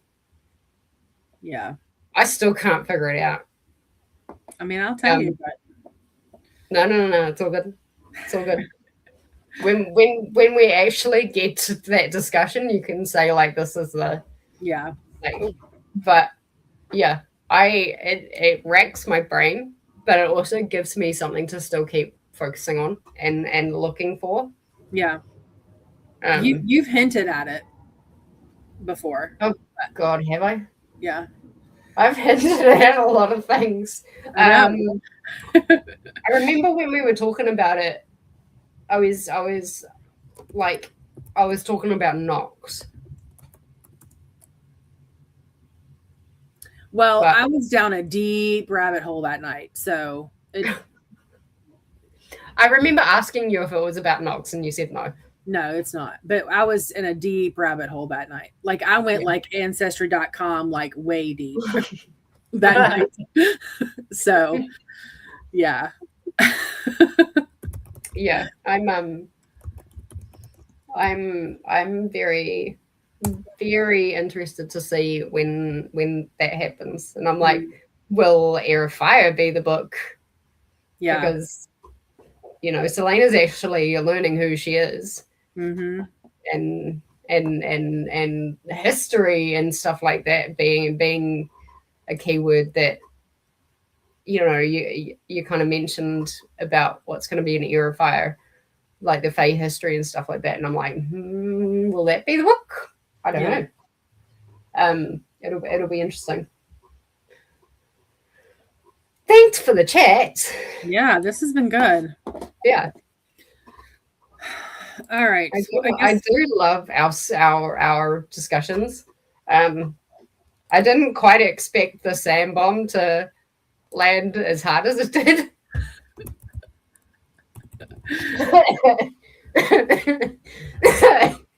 That's iconic. Listen, that one threw me. Yeah. I mean, like I said, I could be wrong, but that was a pretty strong feeling. It's also a great theory. It is a great theory. It's fantastic theory. Yeah. I'm not Googling it because I don't want to know, but it's a fantastic theory. I have had to stop myself from Googling it myself. Yeah. I don't know. Maybe Alicia can Google it for us. Seeing as Alicia doesn't really care about the spoilers. Yeah. Or maybe, what was the theory? Is that Sam's not dead?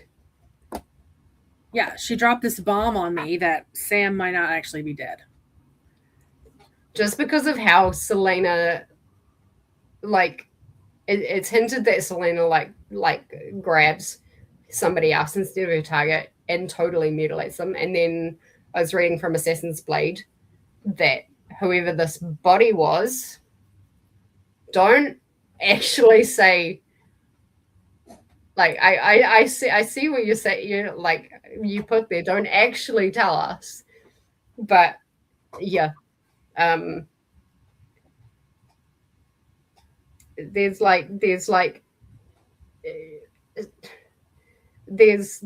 kind of making it to the point where it's unrecognizable. Beyond recognition is the words that we used. And then I'm here thinking, if she was like totally grieving and she was expecting to see Sam on that table, then she would have found features, especially if he looked similar. She would have found similar features. You have interesting, great, excellent. Keep those findings to yourself now. Hey, speaking of Angie. Oh gosh, we were hoping you would pop in, Angie. You missed a time. You'll have to rewatch. If you got to rewatch anything, rewatch the beginning. Because yeah, we'll rewatch all of it, but definitely rewatch the beginning. Maybe not the very beginning, because that was chaotic, but yeah, that's what I'm talking about. Yeah. So yeah. Well, welcome in, Angie. We've missed you. Yeah. We have.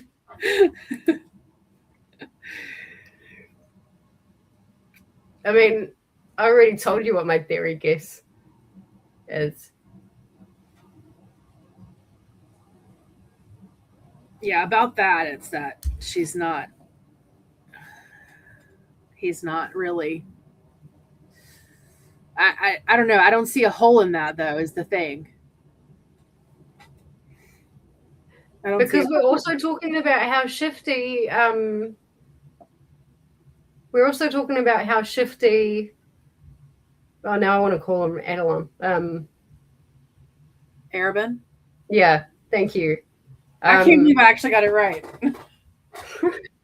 How shifty as he is, and also the fact that she is no longer his, I guess, second. Like he can't groom her anymore.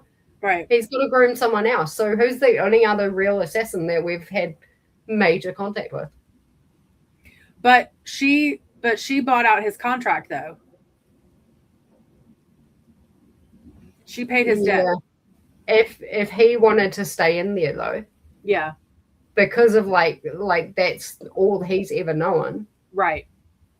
Because she did say she wanted to keep working for him, even though her debt was paid. So he may very well have done the same thing. I think Arabin could like potentially manipulate that feeling. Or what if he made another deal with the devil that he couldn't get out of, and faking a death was the only way out? Yep. That's an option too. We got all the things. That's like a whole other discussion of like the why, if that ever comes to pass. Yeah. But yeah, that was an iconic mic drop. It was. And if that is not true, if what we're theorizing is not true, I still want a Sam novella. Yes. Either way, we still want a Sam novella. I feel like he was a missed opportunity. Yeah. But Angie's saying, haha, I thought I might have been late. Alicia?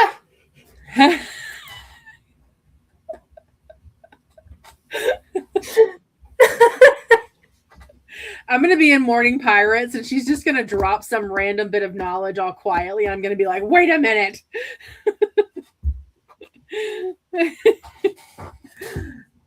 And Alicia knows that, like, I cannot be part of the Morning Time Pirates unless River has woken me up. Or I wake up at 3 a.m. just naturally. Right. But then Alicia could be just, like, pranking us right now. Yeah. Pre-April 1st. Oh, April yeah. Fools. I forgot about that. That did I get don't some know. vibes. But comments like that make me want to get to it faster. Yeah. Yeah. I mean, we're just joking. We know you are okay. We know you wouldn't spoil it. The thing is I know so many people. Let me that change would. my banner. Non-spoiler edition. I know so many people that would. Oh yeah. Yeah. So And normally I don't care. Like I don't mind spoilers at all, but if I'm like for this especially, I want to figure it out. Yeah.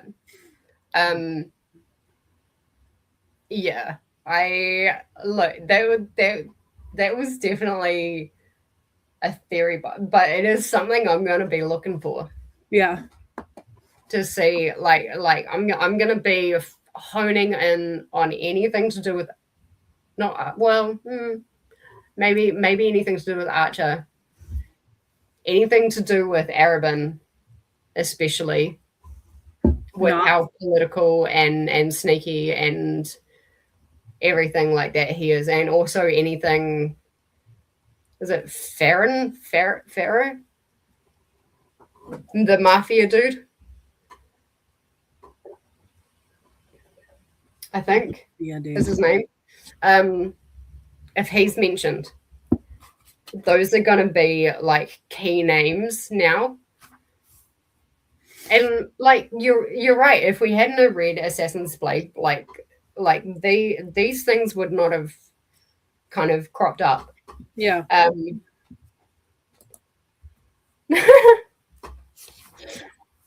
There you go. There's your motivation.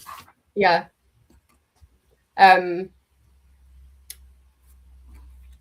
Maybe I do. Maybe I also need to adjust my rating for Assassin's Blade. Yeah, like this conversation has made me want to bump it up a little bit. Yeah, I think because of just how interwoven we've been able to get Assassin's Blade into Crown, like interwoven enough that it hasn't ended up being a book and then book discussion. Yeah, it's been like this. Yes, we did. I guess if you want the shock fact, but like you already looked it up, then you can read it first if you want the shock factor and the emotional kind of turmoil. I mean, at least I think that there's argument on either side to read it first or third. I really stand by appreciating we read it third. Yeah, I think we did it right because I think. If based on how this discussion has gone, if we read Assassin's Blade first, we probably would have forgotten a lot of what we've been able to link into Crown of the Night. Yeah. I don't think those links would have been as strong. I agree. And like I was saying earlier, I think it's going to continue into at least Heir of Fire, if not the rest of them, because there's still people, there's still stories like the Pirate King, for example. Like he didn't die, he just went away. That Urena, the healer girl, like all these characters just go away. Like it makes me wonder if we're going to see them again later and be able to tie back to their origin story. So I think Assassin's Blade is kind of the anchor. Yeah. I mean, I'll be able to say that better when we are done, but like right now it feels like Assassin's Blade is the anchor for everything. And I think having read Throne of Glass and Crown of Midnight, that book is anchored third really well for us to continue on. Like now we've got all this context, we've got all this like reason for why she is, at the way she is, and then we continue on with her journey. Like I think that's positioned perfectly.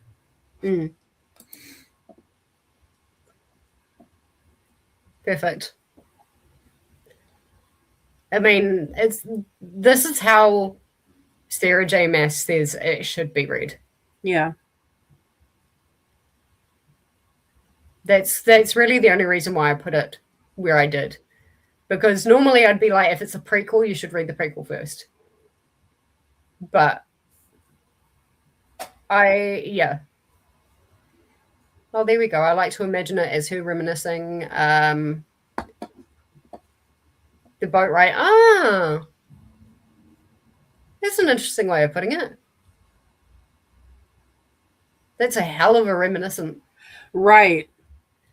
That's like a fever dream or something. Yeah. Like, did she contract malaria? Yeah.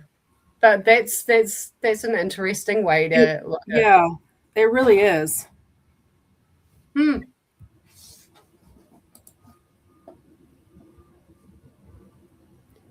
Which might explain the repetitiveness.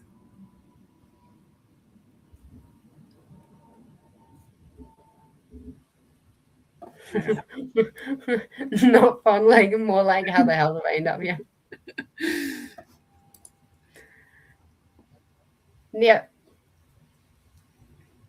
And I think with this comment here, like for anyone that is new to the series and new to fantasy, I think past this point is where like you're really going to see the high fantasy part of it come in with all of the different perspectives.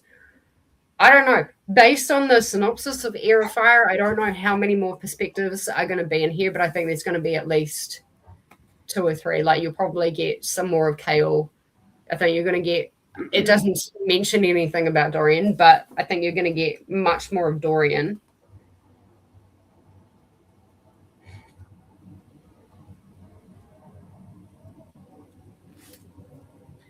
Jessi!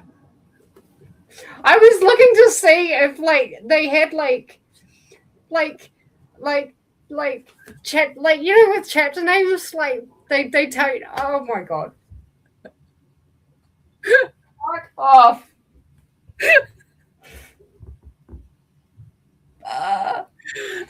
We need to hurry up and get to ACOTAR. We also need to hurry up. This I can't remember where but like Whoops.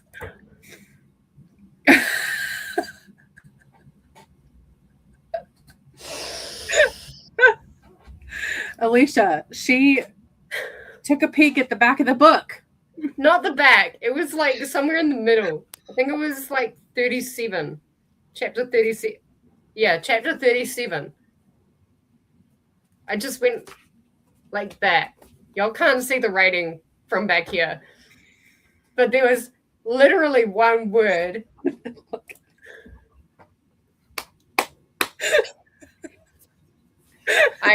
If I do that, I'm probably gonna press some look down. It's down.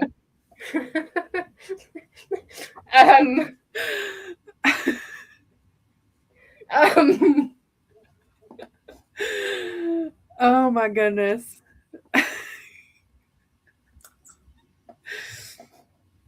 Well, so about those first sprints being on my channel. No, the first sprints can be on my channel.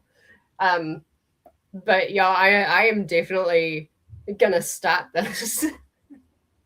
Oh my gosh, I'm crying. But like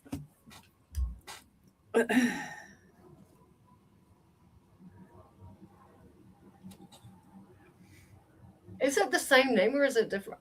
See, this is why I need us to get to ACOTAR.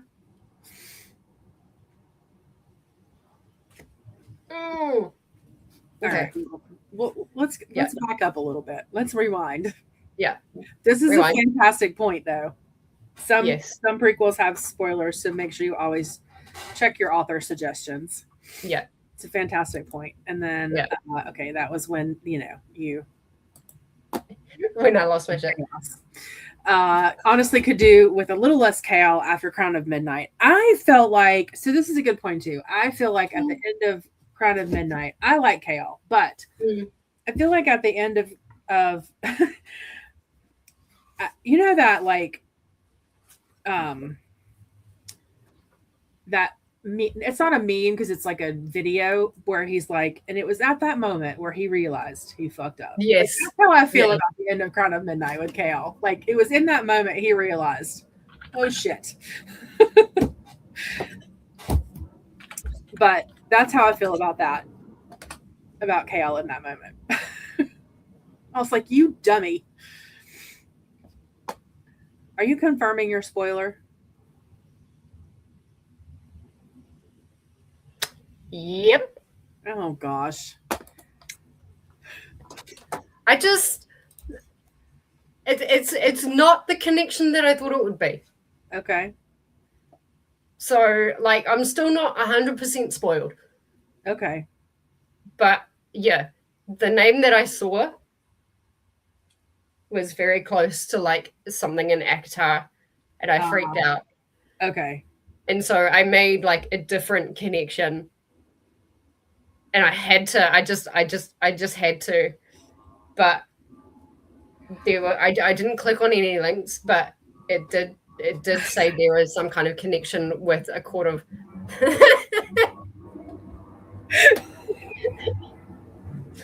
and it did say there was some kind of connection with a court of Thorns and Roses. Well, like from like ACOMAF. Oh, okay. It has something to do with. I'm not going to say anything. Yeah. Alicia agrees to put the book down. It's. Well, you can't even see it. It's. Oh, there we go. Okay, perfect. It's way down. Yeah. Alicia's going to start Throne of Glass tomorrow, and we'll finish it by the end of the week. Perfect. Yes. This is interesting. I think we see the healer in Tower of Dawn. What makes you like?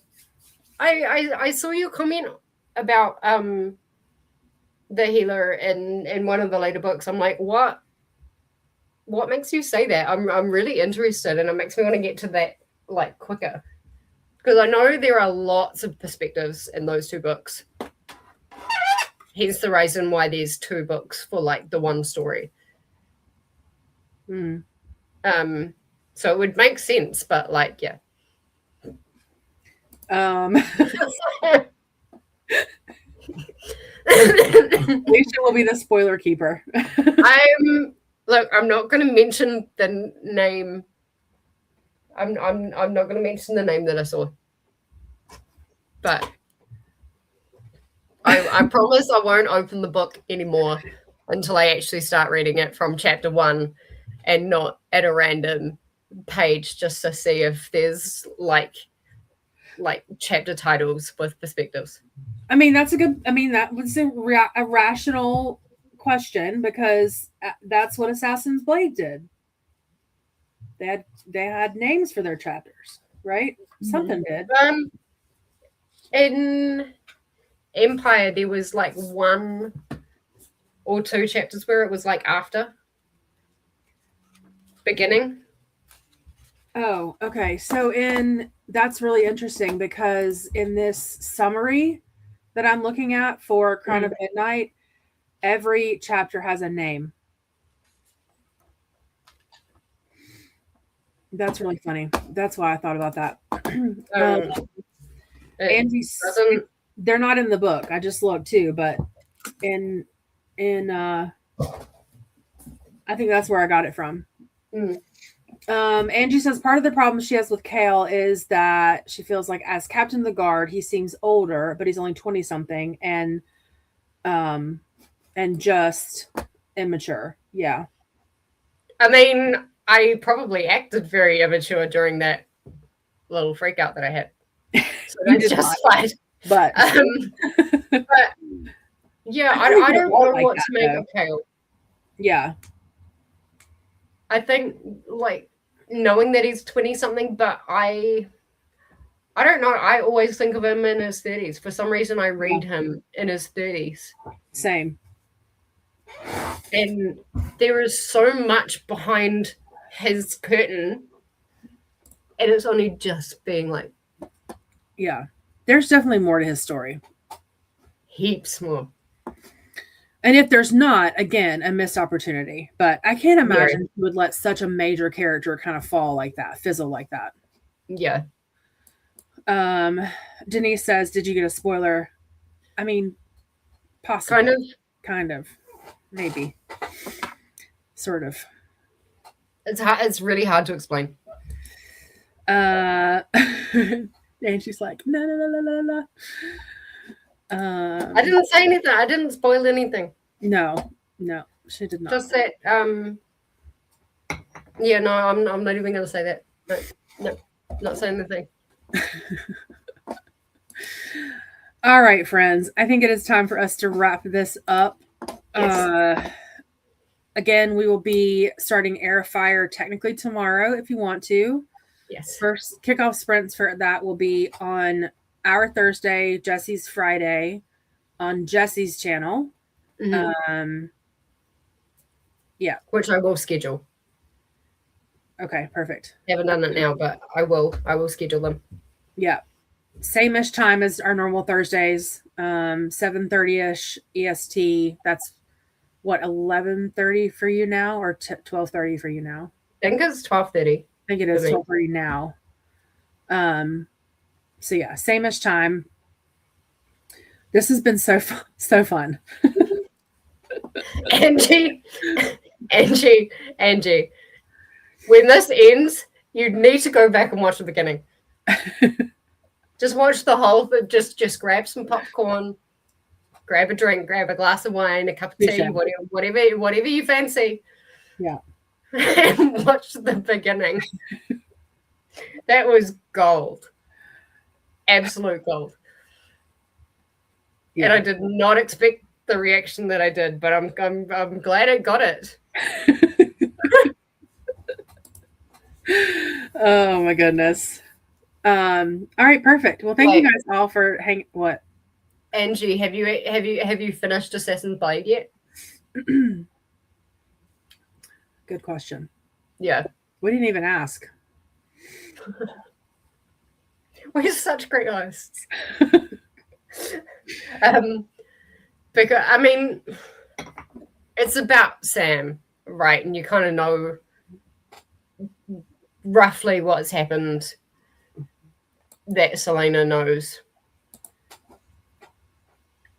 Okay, it's up to you whether you want to finish Assassin's Blade first. I don't think my theory really spoils like anything Sam-wise that we already didn't know, if you know what I mean. Mm-hmm. But yeah, that's up to you. But yeah, that was great. All right, friends. Well, thank you guys so much for hanging out for the last few hours. We will definitely see you. Oh my God, it's been 4.5 hours. Yeah. Wow. We can that was a discussion. Time flies. Yeah. Time flies when you're dropping theory bombs. Yeah. Yeah. Yep. Yeah. So thank you guys so much for hanging out with us for the last 4.5 hours. It's really been fun. This was a good one. Hope you guys enjoyed it, and we will see you later in the week for Air Fire. Bye. Bye.